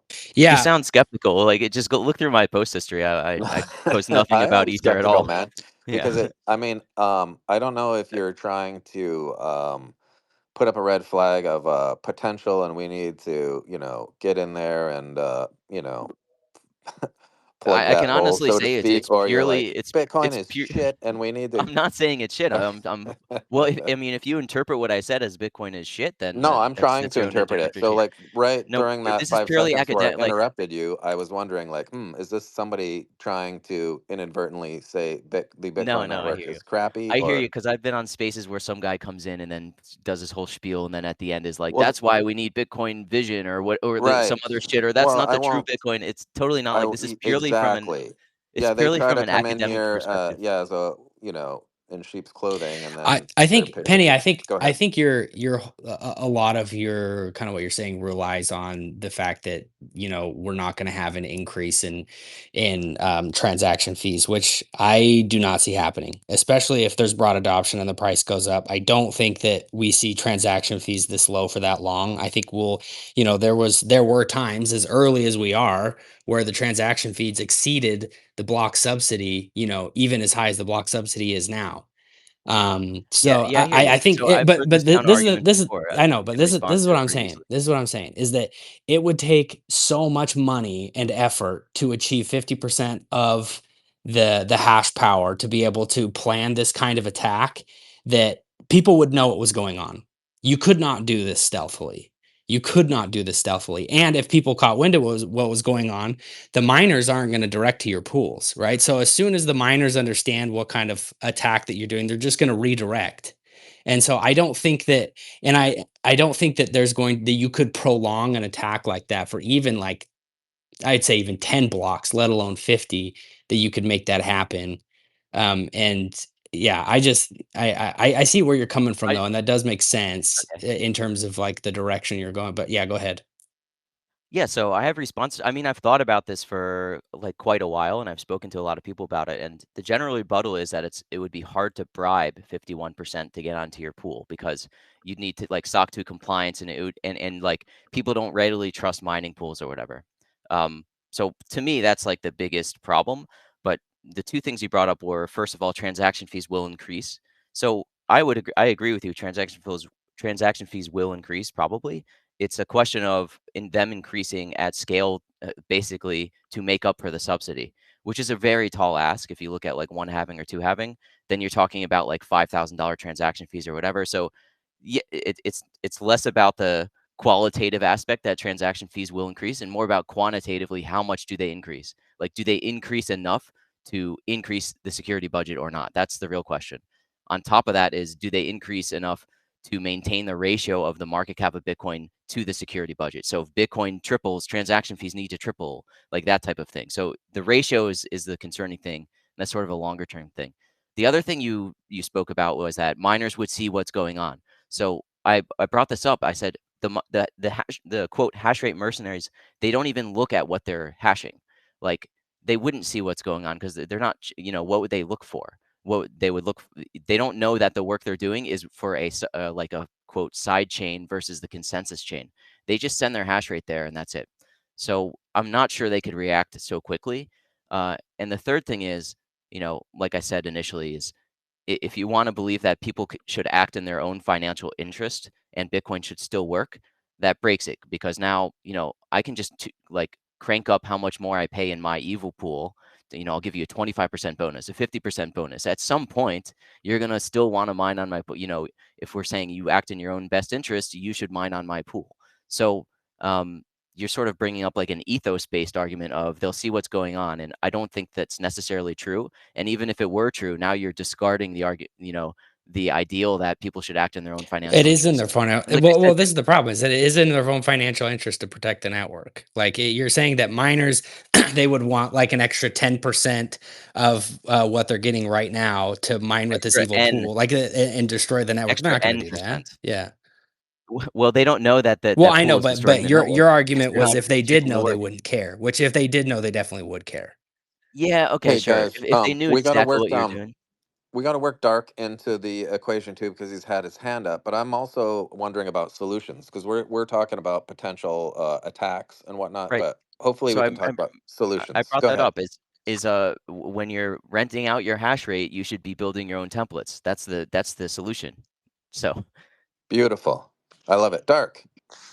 Yeah, I would just add that I think the real flaw in Penny's presentation or thesis is good luck collecting on your shorts, because when you're talking about, well, I'm going to go out and short Bitcoin. Well, where are you going to short it? You're going to go to Deribit. You're going to go to the Comex. I mean, these are all regulated Hey, exchanges. They're never Dark. going And to. if they found out there was fraud or Oh, manipulation that yeah. went on Not behind the only, scene, then that would not get only, them out of the yeah, contract, correct? yeah. Not only would they not pay, but you'd be in jail, right? Because the very exchanges that you're going to destroy Bitcoin, their incentive is to not see Bitcoin destroyed, right? So the regulators on those exchanges, they're not going to pay you. They're going to throw you in jail. Your best case scenario is you use a U.S. exchange, so you spend less time in jail. If you use something out of Dubai or something like that, you're going to probably be hung in the town square. So, yeah, I understand what you're saying.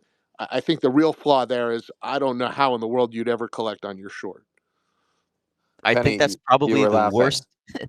That's the worst counter argument I've heard to this. I've spoken to a lot of people. No What is offense. your what give us an argument? There's tons of liquidity in the price action of Bitcoin, and I'm I not sure if you know what a I, double I, spend is. Like I take the cash out, and third, it's not doing anything illegal. I'm No, literally give the us an result is argument against what uh-huh. Dark said. Get like oh put some sure legs on it. Give us a foundation okay. here. Well, there's plenty of liquidity to short So Bitcoin. If what your question, exchange? Yeah, where? What exchange? I could just short IBIT.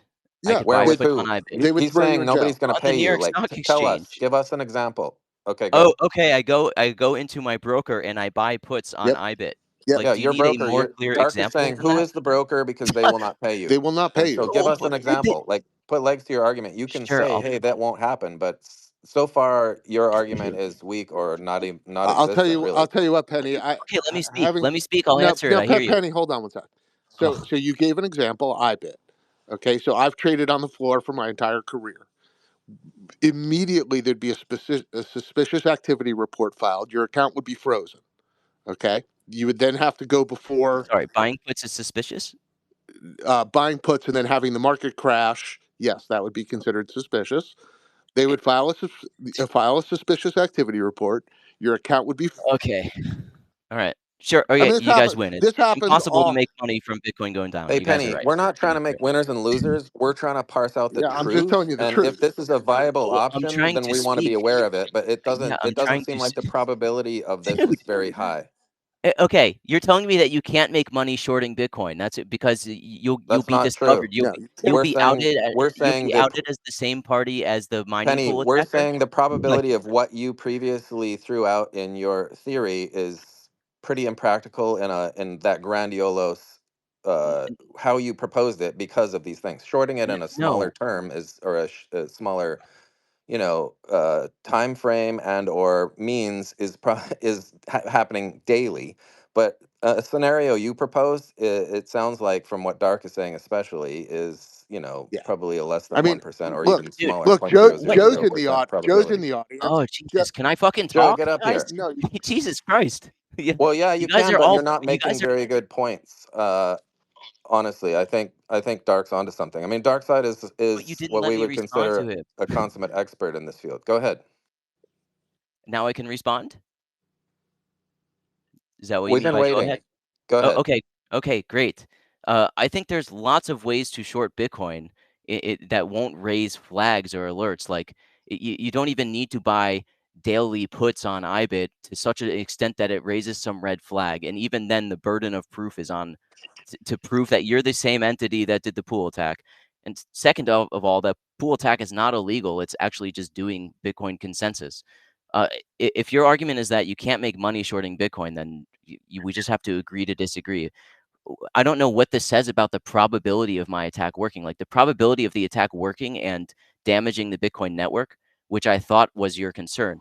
Uh, the fact that I can't make like I don't Hey, know. It's just Penny, I like really this think that you bizarre have world. two different arguments going here. There's shorting Bitcoin. That's really happening on the daily. So that's not even to be argued. That's a fact. So, yes, Bitcoin is being shorted but it's every hour as we but it's speak, being blah, blah, it's blah. being But the shorted it's scale, being shorted in a the scale that you're talking about, where we're crashing the entire network, is a completely different scenario. And the You mean places crashing the that you network from talk about shorting? shorting it are not going to pay you, which is what Dark is saying, because if they saw suddenly the Bitcoin market crash to the extent where people are being paid out and they realize that there was some fraud going on in the background, there's legalities involved, and they would freeze your account and there wouldn't be any huge time payouts for said event. So I think we're talking about two different Okay. things. We're talking about a catastrophic event taking place where a 51% attack in easiest way of defining it would take place, thereby crashing the market, and then somebody's going to have all of these shorts and puts and whatnot in all these different places. Those things would be frozen in that catastrophic type scenario. Okay. Dark. Yeah, Sure. well, you got to remember, I mean, Like these it's just dumb. I'm gonna leave. That's like the dumbest argument I've heard to this is that Just you can't because make you're money shorting pissed and Bitcoin. you're going to not be an I'm adult about actually it, not you're free to do like whatever you want. But we try to yeah. parse out the truth in these, and Yes. we go I'm deep. lying. I'm lying. You We can't make lay. money shorting Bitcoin. No, no, You'll we get just want the arrested. truth. We don't. This isn't personal. This is about, hey, if this is actually a problem that could take place, we want to know so we can plug that hole. This has nothing to do with being right or being wrong. This is about the truth. So please don't have your feelings hurt. We're really trying to get to the truth. We don't care about, like, Joe comes in here and makes haymakers, people get into it, and we leave it on the court. When we leave, we're all friends again. So please, please, please, this is not a personal insult. This is, hey, let's try to find the truth. So Dark is Yeah, my speaking bad. from his place Sure. as, yeah. So honestly, like, this is not personal whatsoever. I really want to know if this is going to be an attack vector. Let's figure it out. And what are the probabilities? If it's less than 5%, then what do we need to do to make sure that doesn't happen?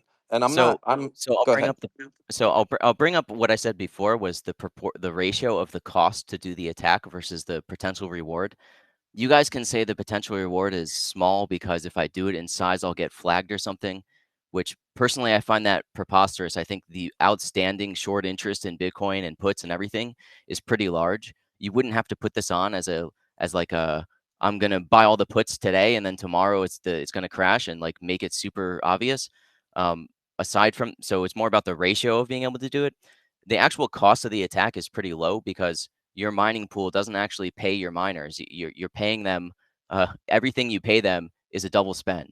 So you're going to be paying them Bitcoin on the consensus chain, and then all those things are going to get reverted when you publish your side chain. So the cost would theoretically be pretty low. It just takes a lot of capital up front to pay them out temporarily before you rug pull. Um, so So it's more Penny about and Dark, if yeah. this was done on not such a giant scale where, it has to be done on a large scale. That's the problem. It's an institutional yeah, attack. to crash the whole Yeah, system, you're it's a saying. very What institutional has to attack. be done It would require, on a large scale? What has to be done on a large scale? You would have to literally get half of the miners to jump onto your pool. So you're gonna have to Okay, either so that's the have separate. So that's the second thing. That's not the shorting Bitcoin thing. That's can the attack be done, right? Are we talking about that now? No, he's talking about incentives. For one, in order for the attack to be done, the incentives would have to align. So if it costs them way more to make the attack than they potentially could make by, what you're saying, by the puts and shorts and everything, then it wouldn't even be feasible in the first place. So they'd have to make Right, a but I already spoke substantial to you. amount of money for it. So that Yes, I we're just told you speaking that to it both the costs size a of lot the of money. attack and the The other incentives. thing is that Right. it's I just told you it doesn't. Wait, before we go to the other thing, why don't we address that one thing? The cost of the attack is not very high because you're give paying me the an miners. estimate. Give me an estimate. You need a lot of upfront How capital. Let's much? say How you have. much? Let's say how many blocks do you want to revert? Let's do your 50. Oh, 50 is pretty cheap. What are the block rewards of 50? It's like 50 times 450, right? You're gonna Or say that's you're per telling day. me Sorry, that's per day. It's like 250 Bitcoin. Let's say you have 1,000 Bitcoin and you start your pool and you pay a lot and you get the 51%. Like you can say that part's impossible if you want. yeah, To me, but that's a separate Penny. But argument. here's yeah. I'm answering your question and you're interrupting. Like, Yeah, you just answered it. I'm just okay, giving you a yeah. response. Did you just not finish answering? I feel like you gave a good answer. Yes, I didn't finish. I can explain why I said 1,000 Bitcoin, but that's just the amount you need. The amount you're going to spend is zero. So you have 1,000 Bitcoin. You get the miners on your pool. As they're giving you your hash rate, you pay them. Quote, you give them the Bitcoin on the consensus chain. When you build your 50 blocks, you broadcast that. Your 50 blocks does not have any of those transactions in there anymore. So you actually didn't pay them Bitcoin. So it costed you zero. It just costed you whatever it costs to that's convince fraud. them to join your But that's pool. fraud. Hey, So guys, we've got another mining expert on the panel now. Shannon is up here, so hopefully he can weigh in too. I don't know how much of this conversation you've been listening to, sir, but any input from somebody smarter than me on this subject would be great because I'm definitely not the smartest mind in the room on this subject in particular. Shannon. I apologize because I just joined and just started to get up to speed. Is there, if you could outline it in a question, I could probably Well, detail all the risks. maybe we'll keep hashing it out a little bit. I should not use that word. And then maybe just listen in. We're basically describing a 51% attack. Maybe I'm wrong when I'm using that, but basically, Penny, do you want to just lay it out again, and then maybe we can get Shannon up to speed? Yeah, sure. I mean, I'll lay it out and you guys can discuss it.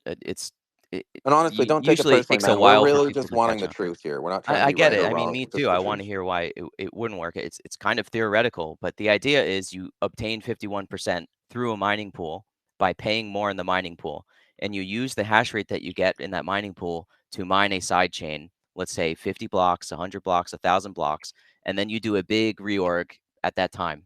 And the ensuing chaos and all the double spends in the network and everything causes Bitcoin to, I don't know, perceived to be less secure, and the price probably goes down. That's basically the attack. And you don't actually have to, like I said before, you don't actually end up paying the miners that were on your pool. I think, in my opinion, the biggest challenge to that, like realistically, is getting the 51% hash rate because people are slow to move their hash rate, and you need a reputation and everything.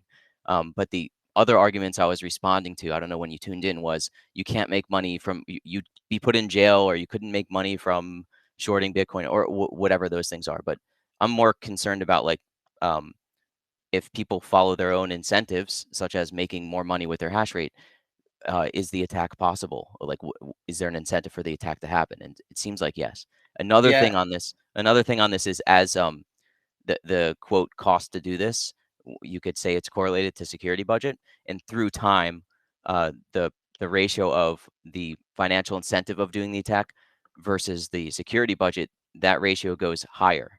Like so, Bitcoin goes up 4x, but the mining rewards get cut in quarter in Bitcoin terms. The total security budget stays flat in that scenario, but the market cap of Bitcoin is now 4x as high. So the financial incentive to do it is 4x as high. yeah. So I guess there's a few pieces to kind of knock out here, right? So the concept of a 51% attack is if you have enough hash rate, you could, essentially rewrite the blocks, assuming that your 51% of the hash rate gave you enough luck to do so, because you're gonna have to win multiple blocks in a So row. can we stop there real quick? Yep. Because if this is one I've heard, so that's not this is like a reorg attack. So it's not about luck. If you have 51%, the longer you have 51%, the more likely you are to have a longer chain than the 49%. It's not the same. It's not the Yeah, 51%. yeah. It's not the And censorship attack you're thinking of. yeah, and so I mean, if you go through and you spend all the time and money to mine that amount of blocks, right? And then you go to reorg the chain, right? So you have to win a block against the regular chain also to be able to go back and reorg the chain. So you still have to have that luck and you have to maintain it for a period of time, right? When we saw just the BCH fork and the hash rate wars, literally those guys were stealing hash rate from their pools to try to make BCH the Bitcoin, actually Bitcoin. And they failed horribly, right? This is actually played out in real time. But the ultimate thing is like if you wanted to pull off that attack, you'd actually need more like 75% of the hash rate. So And then the I just spelled this out like previously. Like, sorry if I sound a little frustrating. well, it's also I If may have I have not heard it 50, all. yeah, if I have 51% and I'm working on a side chain, let's say I do this for a day. Statistically, how many blocks have I mined? Because I'm working off the same difficulty versus 49% of hash rate working for a day. Statistically, you don't have to be lucky. You're more likely to have a longer chain than the 49%. It's not, there's no luck, the luck goes away the longer you try the attack. So So I every think you're block, right, as you go along this, right, and as you're hashing out your blocks, right, you have the entire history in your blocks from whatever block you deviated from. So whatever block you forked to start your chain and going down that path. And this is just called ghost mining. Like this happens on low hash rate chains on a regular basis. This is why Bitcoin, Satoshi, Vision, or whatever has like 100 confirmations before it does anything, and it still gets fucked up like this because it has such a low hash rate. So theoretically, you go through and you mine all those blocks. Like, this could happen to see a coin fairly easily because they have super low hash rate. And you go through and mine all those blocks. You have this entire chain with a history at a certain block, right? You have to submit that entire chain all the way back and then and start racing against the other ones from there. So just because you're 50 blocks ahead, when you submit that entire chain, you have to submit the original hash of that block where it forked and all the blocks after that. So the race starts when you submit that entire chain to the network, right? And then the network has to accept it, right? It's not the Bitcoin miners that accept it. These are the node operators that accept it and validate all those transactions. It's pretty easy for the node operators to say, we're not accepting any of these transactions as a whole if everybody just goes down that path. The other side of right. that is you are racing for that original forked block again with all of your hash rate while the main chain is just continuing to go down the path. So in order to do this, you have to be exponentially, not just like that, not just that 2% difference ahead of the other chain to be able to do this.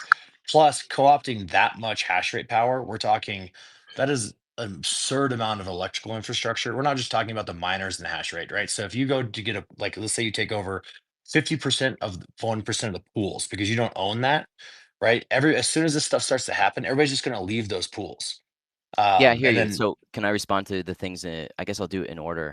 yeah, Uh, it's my understanding that if I broadcast a chain with more work, let's say I broadcast a 100, like the past 100 blocks, and current consensus is at 95 blocks of honest mining or 90 blocks of honest mining, all the nodes would accept my chain as the proof of work. I wouldn't really have to be racing. I just need that longer chain, and they need to be aware of it.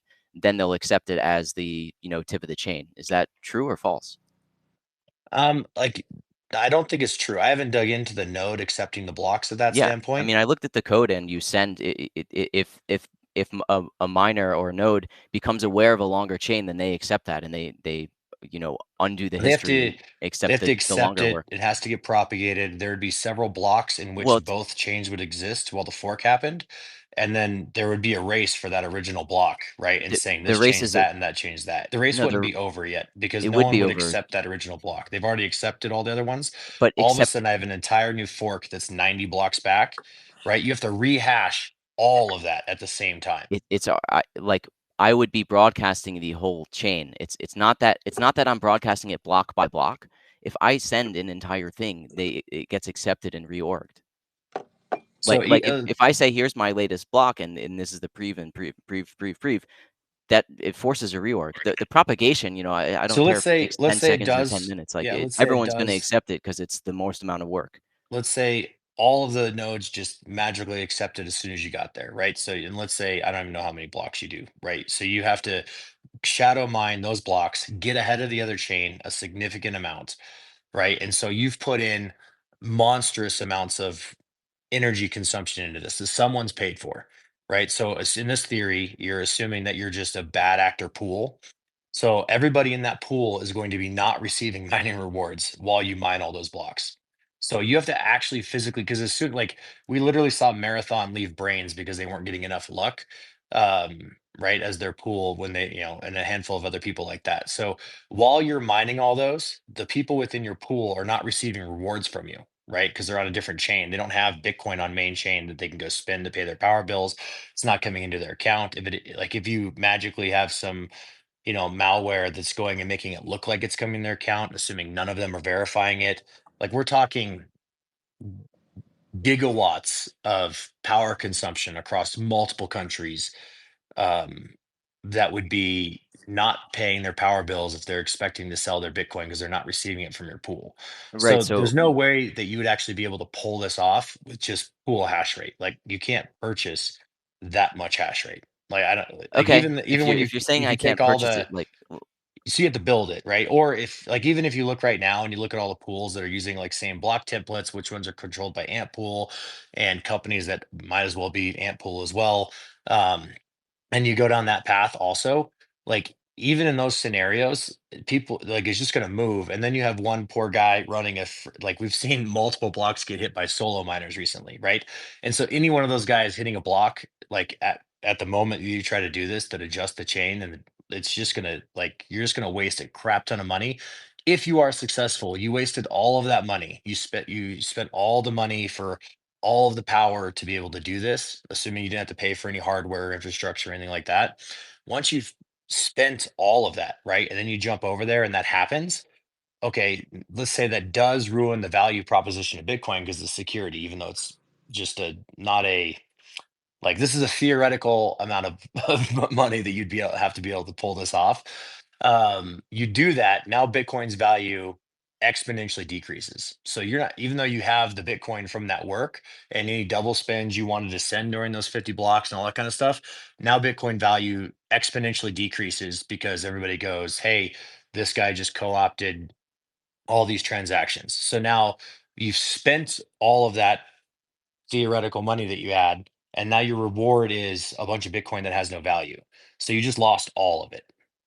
Like that doesn't it, make a whole lot of sense unless you're a purely malicious attacker only trying to destroy Bitcoin.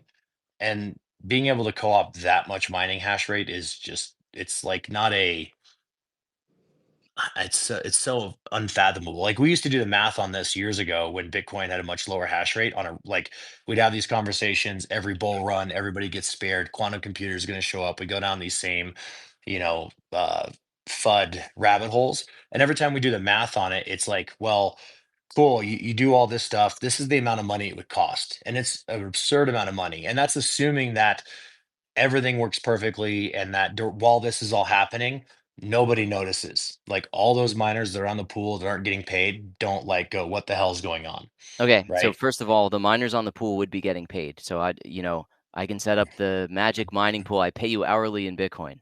Like it doesn't matter. I'm paying you in Bitcoin. You see, you're getting paid. Like the So how are question you paying 51% of the global hash rate? Yeah, that would even cost more money. Let's work Feather in here too because I at some start point, with guys. a like I said, the attack just requires you start with enough capital to fund the attack, and then you get it back later. So I start with 1,000 Bitcoin, and people go on my So, pool, and I pay them 25% more, whatever. I pay them in Bitcoin hourly, whatever it takes to get them on my pool. Uh, then when I do that's the answer to how to get hash rate. You could say that miners wouldn't do that. They're slow to move to pools and it would take a long time to get 51% hash rate or whatever. But there is some number that it would cost me to do that. When I'm um, paying them. Okay, go ahead. It's like I was just gonna. 468 Bitcoin a day, and then when it's all Yes. done you wouldn't get the money back, right? Can Because we Bitcoin would have can we zero try No. to value. can Okay. we try All we're right. going deep in the weeds now. Can we try to maybe I was curious to hear maybe like Cosmo, Dark, others on the panel. I know we're gonna go to Feather in a sec here because he's got his hand up. But I just wanted to hear probabilities of what other people on the panel think that this is actually realistic. So let's go to Feather because he's got his hand up and then we'll swing it around the to Dark maybe. Okay, so I'm pretty smooth brained on this whole topic, but just a little pushback on the two things. Number one, the miners jumping ship. A lot of people do say, "Oh, the miners would see it and they would, direct their hash rate elsewhere." I feel like I feel like that's kind of doubtful just because, I mean, even now, like I'm, just recently kind of hearing like Bob talking about all the, the concentration of the miners. And I know it's been a conversation for a long time, but, the fact that really you have Foundry and then the ant pool and whoever that was mentioned. Sorry, I'm driving, but whoever mentioned ant pool and all those other smaller mining pools are kind of one and the same. I think most people agree, and so the fact that that's already the case and people aren't directing their hash rate elsewhere. I know that some people are starting to do it to ocean things like that, but it's like a drop in the bucket compared to what really should be moving, I think, at this point, now that there is more awareness around that. And it just doesn't seem like people are moving. And so to me, that's concerning. And then secondly, you were talking about paying for the electricity. And again, I'm like an idiot when it comes to this stuff, so I could be way off. But for me, like, being a residential, I pay my electricity bill monthly, not on the daily. Is that not the case for miners? Do they have to pay their electricity bill like on the daily? That's Yeah, all. great point, man. Shannon, I'm just going to let a couple other people speak really quick. I think that the incentives is something that Cosmo brought up, which is huge. In my estimation, the probability of something like this would be very, very low to non-existent, like less than 1%, 0.00. Anyway, dark side.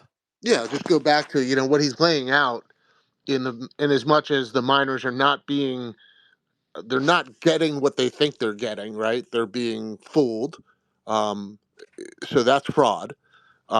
When you go to short the Bitcoin, as he kind of laid out as his profit motive for the attack, I don't know of any place you can short Bitcoin in a non KYC environment, and certainly not in enough size to monetize that attack.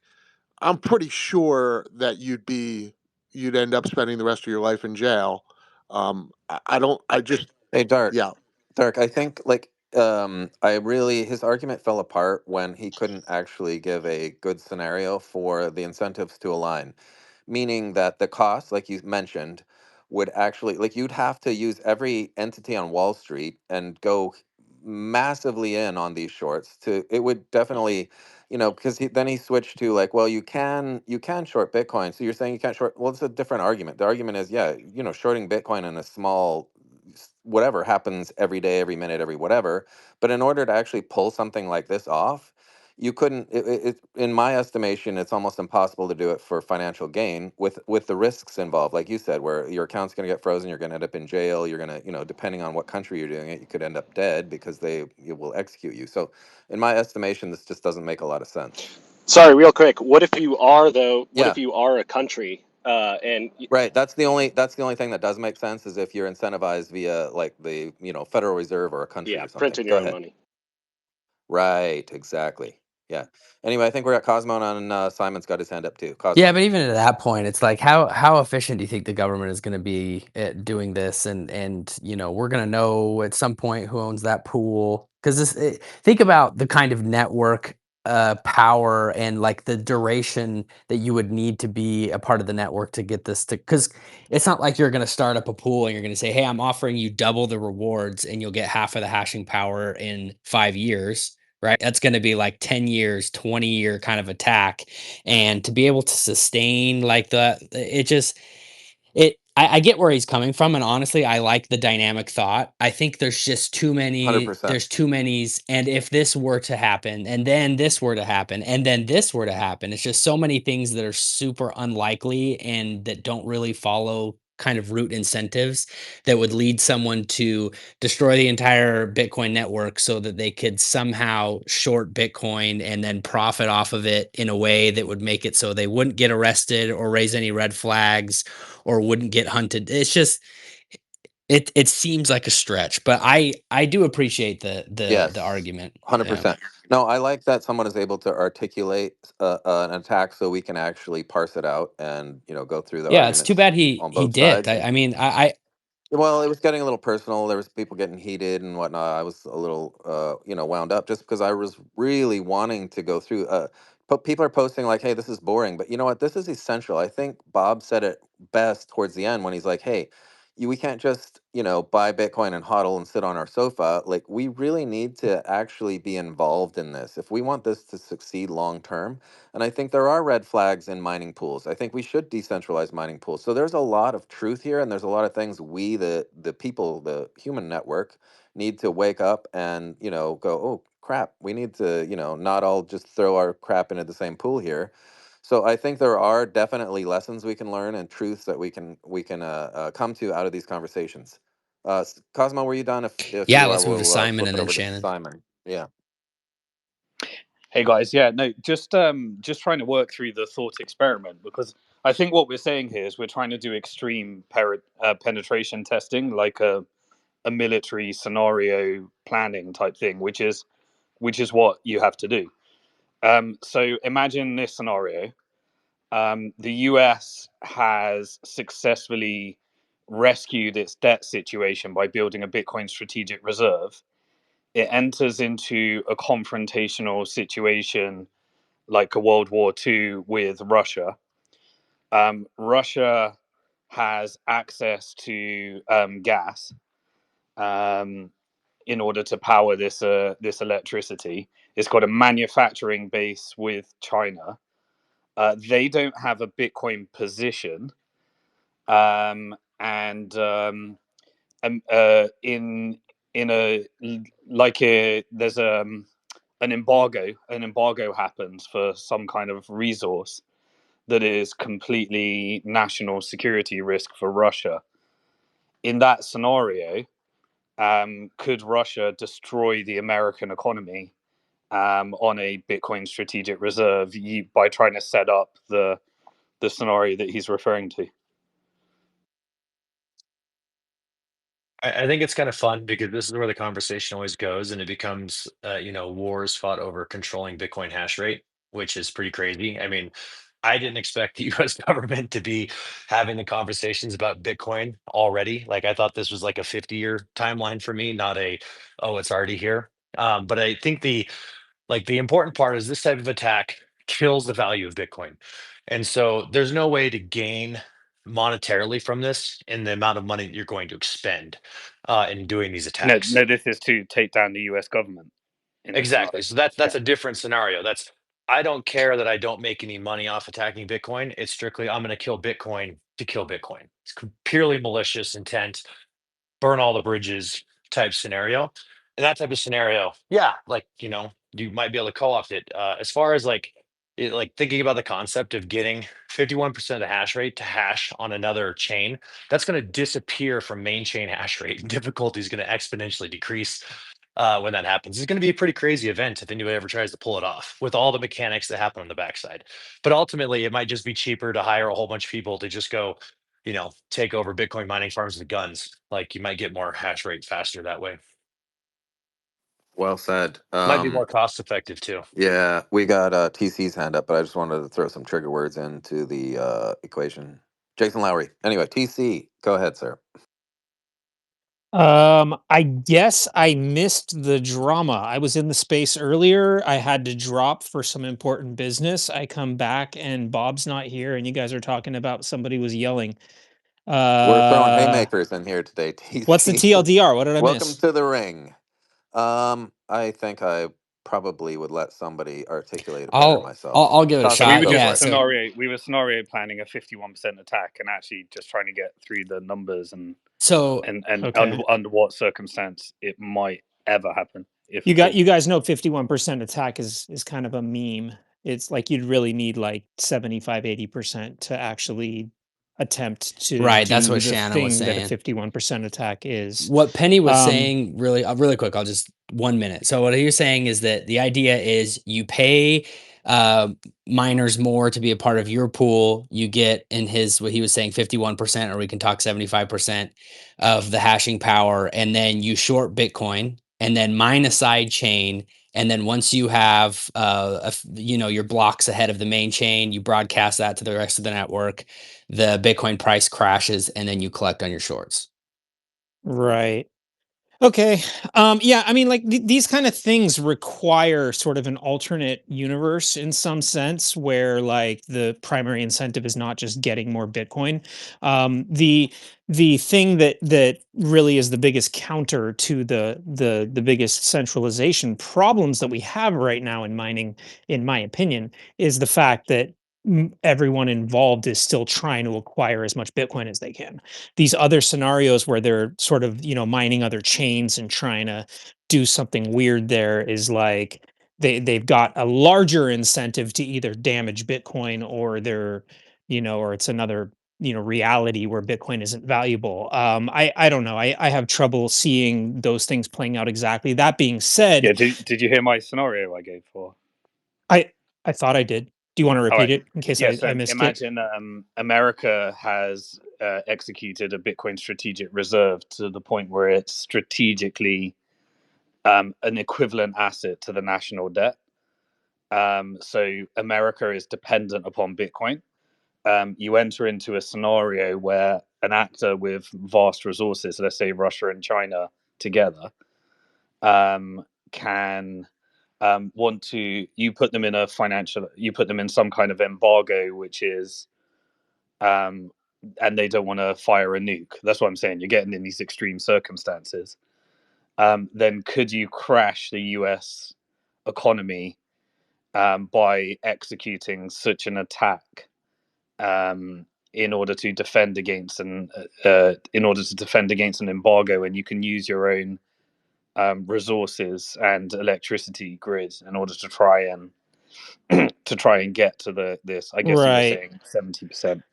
Right. Okay. So, So, I mean, CC, I that's think he's just basically saying a different incentive versus just monetary. If right. somebody's just trying, I get yeah, it. go ahead. Yeah, It's also a bit of a stretch in my mind because in that scenario, you're saying that Bitcoin is so vast, but it's also so strategically important to the U.S. and somehow not equally as strategic important to this attacker. And that's the thing again where Yeah, so if you look. Russia doesn't have any, but America Right, has it.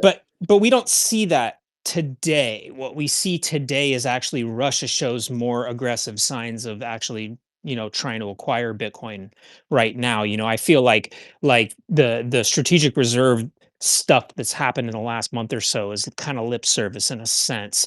They're kind of giving a nod to that concept, but they're not actually doing it. Yeah, I Um, guess what I'm saying is not whether we'll get there, but imagine we are there. Right. I didn't jump up because I wanted to get into all that kind of game theory stuff. I really just wanted to like understand what happened in the conversation. The main point that I actually wanted to chime in, and I wish Bob was still here because I wanted to, say this to him as well as everybody else, which is, I mine with Ocean. I've been mining with Ocean ever since they launched over a year ago, and I just wanted to say that, there's a lot of controversy around Ocean. They are such a good example, in my opinion, of a different way to go about it, an improved way to structure a pool that is mutually beneficial to the pool, the participating hashers, and Bitcoin at large. And I think that's really what's missing here is people, actually taking action and building some new approaches. It's one thing to point at this problem and complain about it, but the real truth of it is that people out there in the world that own, that control ASICs and direct their hash power at places like Foundry and Antpool and these places, they are incentivized to do so as far as, that's what they've been doing and it's been working. But I think that most yeah, of those people do not actually understand that, mining with Ocean is actually more profitable. Like fundamentally, I love the topic of the dangers to Bitcoin and the possible attacks and the importance of decentralization. These are things that I really care about. But you know what I care about more in relation to my personal mining activity? I like getting Bitcoin at a discount.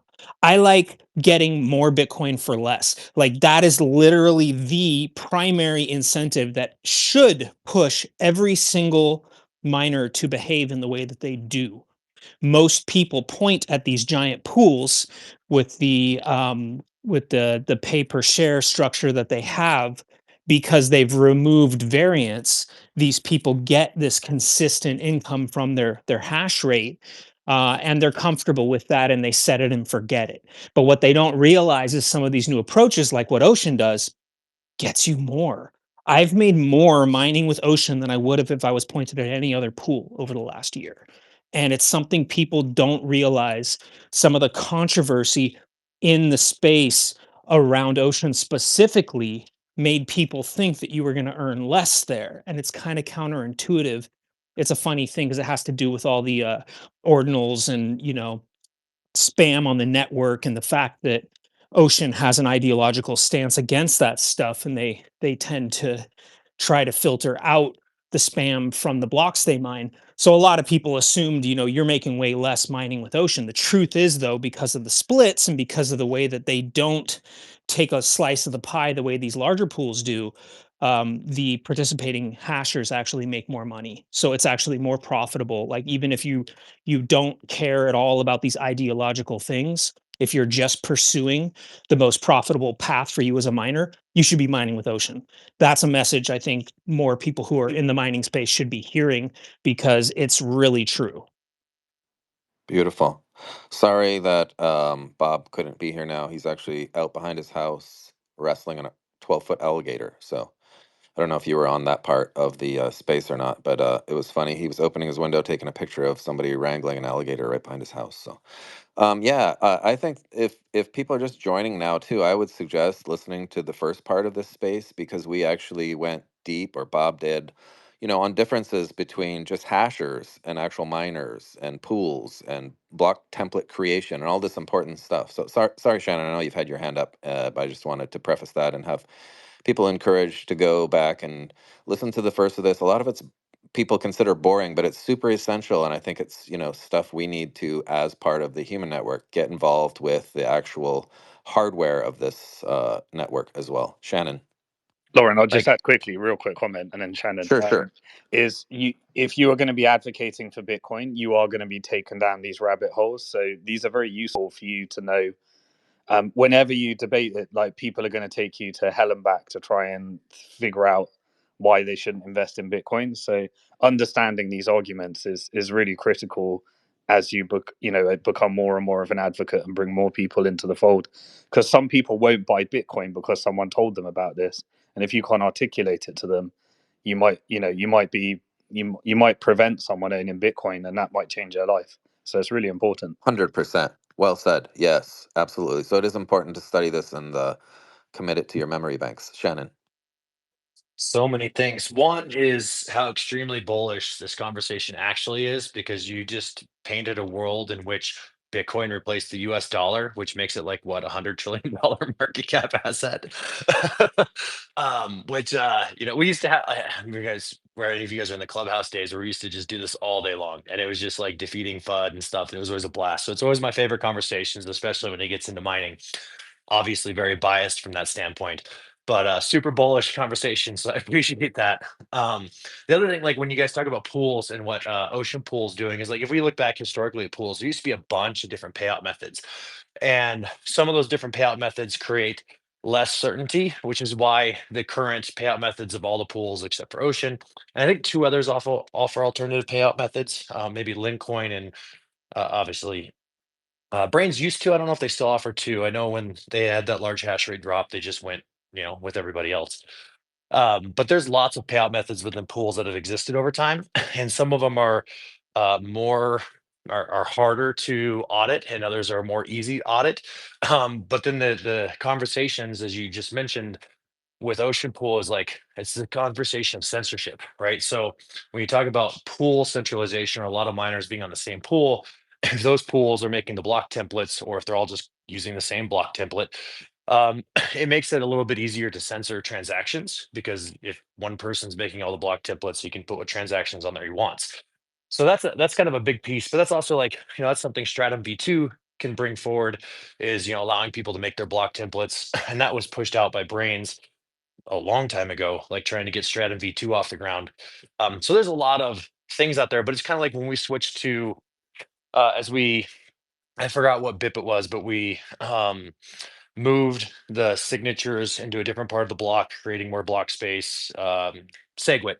When we did SegWit, like everybody agreed it was a better thing to do, and it was passed pretty, harmlessly from that aspect. But it just took a long time for everybody to go ahead and start running and updating all their software from a, node operator standpoint, and the Bitcoin miners and the nodes the Bitcoin miners are running and all that to kind of propagate it through the network and make SegWit kind of normal. Like I still have wallets that aren't converted to SegWit because they're really old and not a whole lot of Bitcoin there, so it doesn't really make any sense for me to move it. Um, but like there's things like that happen, and we'll see that within the mining space. Like we have Stratum V2, we're going, okay, there is a reason to have more payout strategies across pools to create competition between pools so you can move hash rate around. It is also really difficult to spin up a pool. And a lot of people don't know that side. It's like in order to spin up a pool, like you need a minimum of 1% of the network. And then you're going to have really infrequent blocks and infrequent payout. So a lot of the smaller pools are actually just proxies to larger pools, right? They have to have that larger pool backing it because they also can't capitalize it. So that's the other side of it is if I'm guaranteeing payouts on a certain payout model and I don't have the Bitcoin to do those payouts, I'm going to fail as a pool. So I have to piggyback on another pool to be able to have their, large amount of capital behind it to do those payouts on a regular basis before I hit a block and actually have some Bitcoin to pay people out. So there's a ton that goes into pools, especially being a small pool starting up. But I hope to see just like in general, more pool diversification is good. But obviously, it's the game theory behind Bitcoin that keeps everybody honest, right? If pools start being too malicious, they're going to end up making less money because people are going to move around. If everybody's generally okay with how that pool is being malicious, whether that's censoring ordinals on one pool or censoring OFAC listed people on another pool, people will point their miners at the pool that they support. And if everybody supports the censorship of one group, then that's the consensus of the community. And it's kind of crazy to think about it that way, but that's kind of how it rolls forward. Um, so a few topics, like you covered a bunch in that last thing, and we could talk about this forever. Wow. Yeah, there's a lot here. Tough for my brain to comprehend and store all this away, but I'm learning new things for sure. Puncher. um, to We Shannon and to we heard you TC. take a deep breath. I can't. There you are. What's that? Can you hear me? Oh, we just didn't hear you for a sec. We heard you take a deep breath and then there was silence, so we can hear you again. Oh, okay. I just want to say thanks to Shannon and TC and Dark and others. I couldn't have gone toe to toe with that guy, and that's bad going up about mining space, trying to get better. But I loved it. I had my finger on the Bitcoin sell button the whole time, so you guys saved me and pulled me off the ledge. Thank you. Sell it, more for me to buy. He's Sell got all the your puts. Bitcoin. Where I are you need getting price the to go puts? down. Let's go. He's doing a 51% tack as we speak. Bitcoin He's miners trying to become he's trying less to keep us expensive. in. Where you got the puts? He's trying to stop the Deribit acquisition going through with Coinbase at the moment because he's got so much. Hey guys, why don't we try to move to winder down? But we did have a couple new speakers pop up here. Limited Supply and Bob Toshi. Either one of you guys, Limited, how are you? Yeah, hello guys. Thank you for allowing me to speak. Although I don't have a blue mark or check or whatever. So, with respect to pools, can you hear me? I'm sorry. Yeah, I hear you just fine. Keep keep Okay. rolling. So, with respect to pools, I don't know if uh, any, I don't know if all that are listening now know that a pool is simply a script, nothing more. It's completely centralized, and the network sees the pool as a single miner. So the thing is that the pool can be lying to you. So if you, for example, the pool pays you per hash or whatever, they can lie because you know that the pool mined the block, but you don't know how many hashes were in that block. So if the script is open sourced, okay, you can check some of the things, but what happens actually on the network is only on their part. So If you are making more with Ocean and less with, I don't know, Ant or Binance, that's up to them, unfortunately. Uh, I don't recommend mining solo because for sure you won't find any blocks anytime soon. But the thing is that, in my opinion, as a miner, a hobby miner, not an organization or something, as a hobby old miner, I recommend people to move from pool to pool from time to time because this is the only way you're going to make a difference between which pools are lying and which are not. Of course, it's 2025, and many of the pools are not malicious or are lying in small amounts, but for sure they are because it's business after all. That's the first thing I wanted to say, and the second thing, fun fact: it's 1st of April. This is the day when Peter made Bitcoin with a limited supply in 2014. Until then, it wasn't, but with this soft fork treated as a joke, April's Fool joke, since 2014 we have a Bitcoin with a limited supply. For the people that are curious about this, the Bitcoin implementation protocol is number 42. You can find it on GitHub. There are also some Reddit posts, also by Peter, who treated it firstly as a joke, and then it was luckily implemented, and then the whole boom started. So I don't know if it was Satoshi vision or not, but for sure now we have a limited supply based on some of the subsidies every 210,000 blocks. Beautiful. Hey, I just want Limited. to say the last block was mined by Ocean, and I think it's partly due because I was Nice. talking about Ocean so much. Yeah. Yeah, for sure. Yeah, yeah. Great job. Great job, TC. I'm just gonna say, for the reference of Peter, he's talking about Peter Todd. He must have watched the HBO documentary. No, it's Hey, Peter Bewley. but It's oh, not Peter. okay. Sorry. Okay, thank you. No, no, I'm glad you clarified because we would have had some of us just confused right there. We're trying to wind down, or we could open up that can of worms, but we did want to give Bob Toshi a shot at the mic before we go around the horn here. Bob, Yeah, thanks for having me up, first of all. you bet. I appreciate it. I actually don't have any knowledge of these kind of things, but I'm finding it very interesting listening to what everyone's got to say. It's a lot to wrap your head around. And yeah, I just wanted to say thank you for letting me up, and I've enjoyed listening. Awesome. Yeah, no, I agree, man. I'm in a similar camp where I really pull a lot out of these kinds of conversations, and it sounds like Bob is doing a good work because I've read some comments. One of the listeners was like, "Hey, I feel motivated and I want to be a part of this," and is going to go out and actually mess around with the hardware part of it. So good stuff. Hey, Maybe we Lauren, let just me go around ask the you a horn. question. Yeah, please, please. Can you tell the difference between my accent, and Bob's accent, or do we both sound British? No, I cannot at all. But I'm sure I can. somebody. Yeah, Yeah, so tell us. I've got a southern accent, and he's got either a Uh, central or northern accent. You can't tell the Yeah, difference, no? I'm from just outside Birmingham. Birmingham. He's a lot more well spoken than I am. I sound a lot more common. No, that's it's funny. interesting No. because most Americans can't distinguish between Australian and British accents as well. Yeah, No, Yeah, most no. y'all Americans sound haven't like traveled as much redcoats. as me. I've been mistaken as Australian a few times.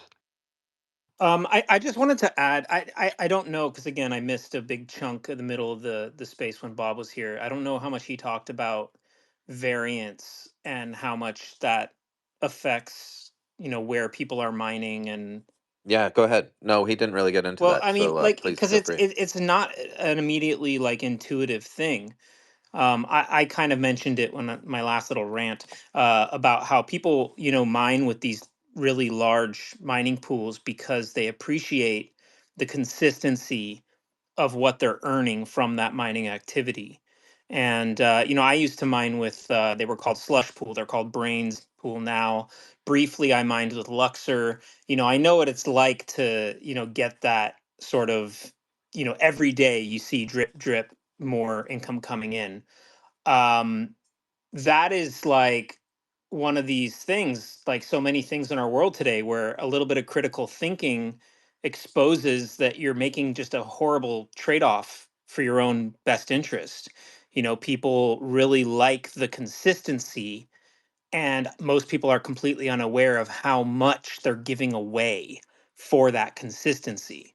And when you mine with these other pools, you might get, steady income that you could do calculations and forecasting, and, you can kind of maybe plan a little better around that. But if you realized what percentage of the pie you're giving away for that trade-off is really bad. I've been mining with Ocean this since they launched, and there's definitely been absolute inconsistency there. There's been times where it's just incredible. We hit so many blocks, we get so lucky. And there's other times where it's like, the famine to the feast, where there's just a long time with bad luck. And, that's something that humans struggle with when you're in a sort of high time preference frame of mind. But when I realize and I do the math over the long term, over a year, I'm making significantly more. It's somewhere around like 20% more than I'm making. And I would never want to trade that away just to have more consistency in the payouts. And that aspect alone is something I think that's going to kind of tilt the scales, because I think being that the financial benefit of mining is really the primary incentive, I think once the secret gets out, and there's just a ton of people out there in the world who control hash rate, who just don't think about it. They've been pointed at the same pool for years and they're not reassessing. But when they realize how much they're giving away to those pools, because basically what's happening is like, Ant Pool is subsidizing a lot of these smaller pools to try to overcome their variance in hitting blocks, and it's just this kind of cascade of short-term decision making to try to maintain variance, and it's causing everyone to just give away more of what they would otherwise earn. So I feel like it's just a really important, it's a somewhat nuanced thing, but once you see it, it smacks you in the face. You're like, this is not really even a choice. I should be accepting more variance and earning more. That's in my best interest. And I think there will come a time, maybe when there's, like a dozen pools like Ocean out there. That's what we really need. We need more pools that are prioritizing different things and structuring their architecture in a different way, and being able to, pass more of the rewards to the hashers. I think when you see about, 10 to 20 of these kind of pools out there, you're going to really see a tipping in the scales as far as this centralization trend. And that's what we need. So that's what people should be looking out for. And honestly, whether or not you mine, this is critical. This is all part of Bitcoin's value proposition. The permissionlessness of Bitcoin is absolutely critical. If you don't have permissionlessness, you don't have this valuable asset. So people should care. 100%. And I think Bob would sign off on that message regarding mining pools, even though he has a vested interest in Ocean. So totally agree with that. I think Bob used the analogy, which was kind of, it hit home, because he used the analogy of, hey, if you're part of a society, then you do the civic duties of said society. And one of the things he said was jury duty, which hit home because I have to go to jury duty tomorrow.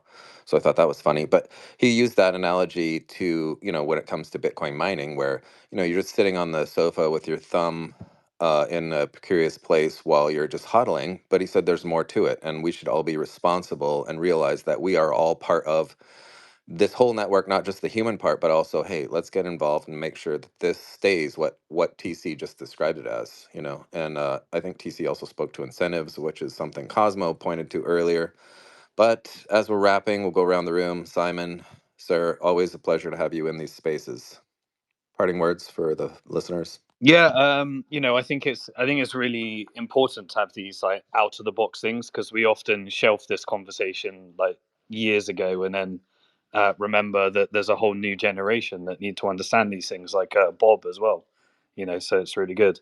Um, I think the other thing that I'm interested in just is I'm sure you all do. I love it when you see like a video of someone that's like hooked up a mining rig and they're using it to heat their house and their swimming pool and stuff like that.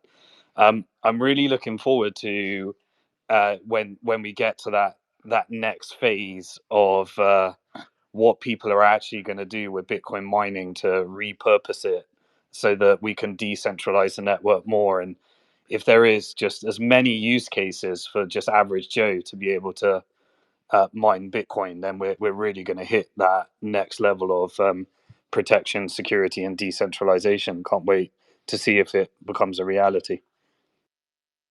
100%. Puncher, is there any words you want to leave the folks with? No, I was just a sponge today. Friday, there's a guy I'm going back and forth with on Twitter. Seems like a nice enough guy, but and I know we want to avoid these shitcoin spaces, but I think I'm going to get some younger guys on to hear this. He's going to make the case that you should, play the shitcoin market to generate alpha to then buy Bitcoin. Um, I know, I know. However, comma, Controversial. he's going to come in and That's a he's Yeah. good going to idea. I bring his never heard A of that game. before. Yeah, I don't. He said he's going to bring his A game. I would request that we be respectful, but it's more of a learning experience for the young kids who are very apt to be drawn into that argument, and hopefully we bring our A game. How about Punch out the how week about with mining Puncher. Bitcoin SV to try and get more Bitcoin? Well, that is something that I think has merit. No, I'm just kidding. I'm sure it's going to be along those lines. I've heard this subject discussed before, so that should be interesting. Puncher hosts on Fridays, so Lauren hosts and yeah, Puncher tag. yeah. Well, I run the app on my hardware on my phone, and Puncher lines it all up. Puncher, try to get Jeff Booth back on one of these days too. I think that was a fave of the previous spaces we used to hang out on all the time as well. So Yeah, we'll do. Jeff's been super generous with his time, so I'll ask him. yeah.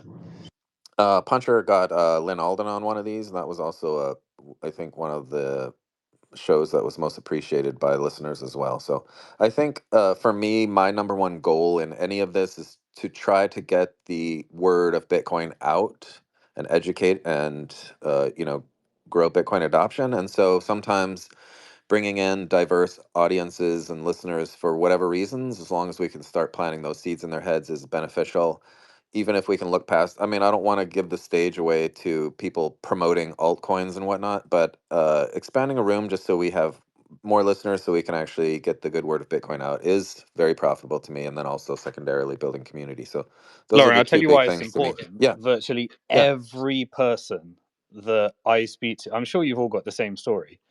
Every person that I speak to that hasn't got any Bitcoin, and you speak to them about Bitcoin, the first question they ask is, "All right, well, what's the next Bitcoin? What coin should I buy?"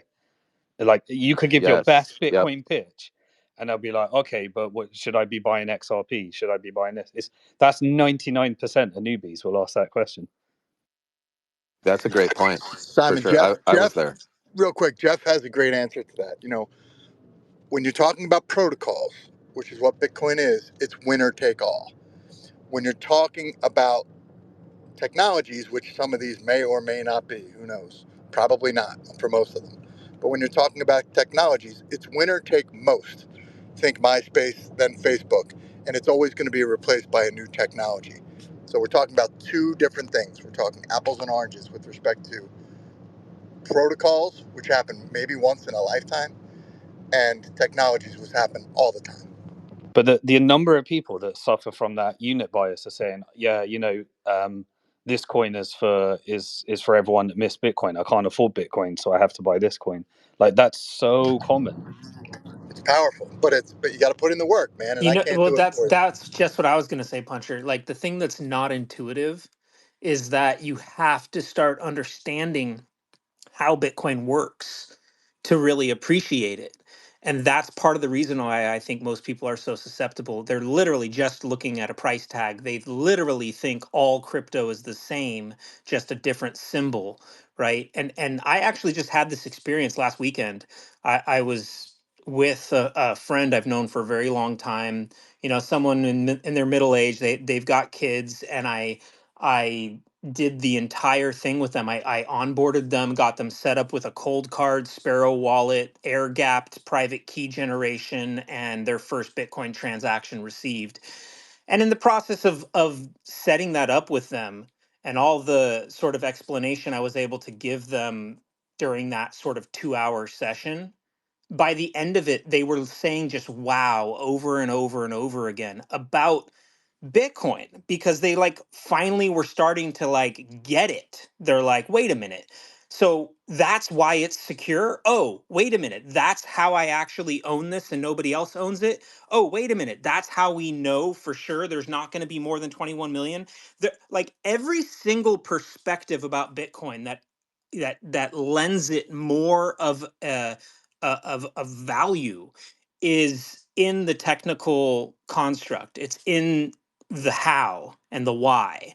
And you can't avoid it. I really think like this is why there's such a disconnect even within the people that have Bitcoin. So many people don't self-custody. So many people never touch the protocol. So many people never start developing these mental models around some of the critical aspects where even if you're just an investor, even if you're just like, oh, this is X% of my portfolio and I'm going to hold on to it for a while, you better start working on this understanding. It's not only an explanation for why this thing is worth what it is, it's conviction in where it's going. It's you know the opposite of risk and uncertainty. It's certainty in your future because this thing works the way it does. It's to me, I've seen this just over and over again where people do actually brave the technical stuff and they start using their brain, and next thing you know they're a fucking Bitcoiner because like when you actually see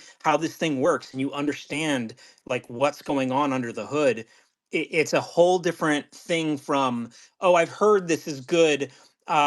Oh gosh, it's so expensive. Which other one should I buy that's cheaper? Like that whole frame of mind is just an absolute like effortless, like lazy point of view. And you have to start informing yourself and developing, you know, educated, informed perspectives. It will drive your conviction through the roof.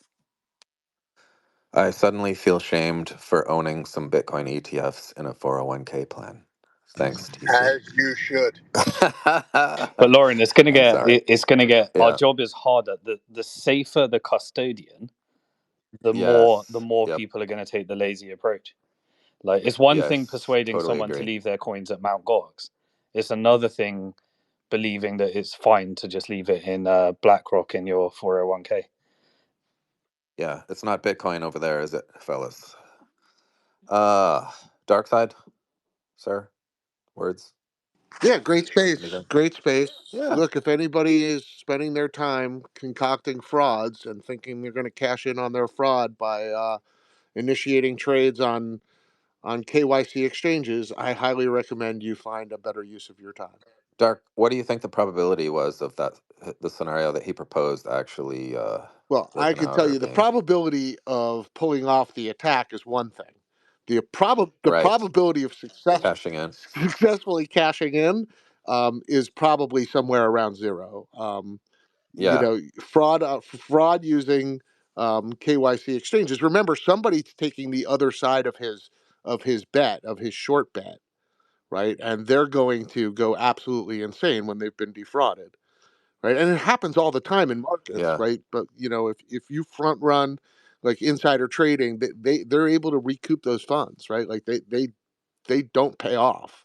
So yeah, this yeah, Yeah, Yeah, for if sure. you're I if think in you're that an scenario, if you're an economic actor, like you've got to compare that doing that and all the risk you have to take versus just buying Bitcoin. It's yeah, insane. yeah. That it was. yeah, there is no his scenario made zero sense as far as any independent actor doing this for any financial gain. It would have to be probably one of only, a handful of entities that actually had that kind of resources in the first place, which would include governments. And then it really is, it's zero in my mind, like absolute zero. And then the only other entity that could pull it off would be a government, and that wouldn't be a profitable scenario. It would be like Shannon said, to actually just crash Bitcoin, and that would be a colossal undertaking that would pretty much devastate financially, 99% of all governments. So it just like these things are kind of ludicrous in a way, but it's still good to parse them out because, like Simon said, you're going to have these arguments when you are trying to introduce Bitcoin to new people because they've heard these, things from their friends and family members, and they're going to run away from Bitcoin just because they heard it sounded logical. The person was, confident when they told them the story about a 51% attack. So in actuality, it's pretty much slim to none, emphasis on none. So Cosmo. Yeah, the probability of me committing Harry Carry is non-zero, right? I have access to a sword. I could do it. I'm physically capable, but it might as well be because it's not within my incentives. It's just not going to happen, right? So I think that, you can concoct some of these mechanisms to do all this crazy stuff. And it's interesting to think about, but I don't know if it's worthwhile hanging your hat on. And let's be honest, with all these like attack FUD that come out, like Bitcoin is a $2 trillion asset. It's worth attacking. And it has been. It's been attacked for a long time now, and it's still stronger than it's ever been. And it's only going to get stronger.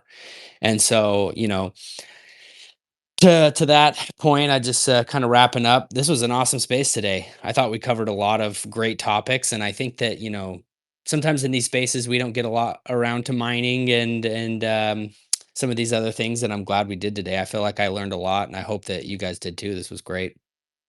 Yeah, totally sign off on that one. For me, this is about Macro hit on this. I mean, sorry, Macro's in the crowd down there. Cosmo hit on this many times, which is incentives. And incentives drive everything from our personal choices to, the reason we would want to put in a 51% attack. But the incentives why you choose what you choose, I really see oftentimes as a continuum between good and evil. And I just really want to focus on the good side because on the good side is love, inevitably. And I want to make my choices out of love.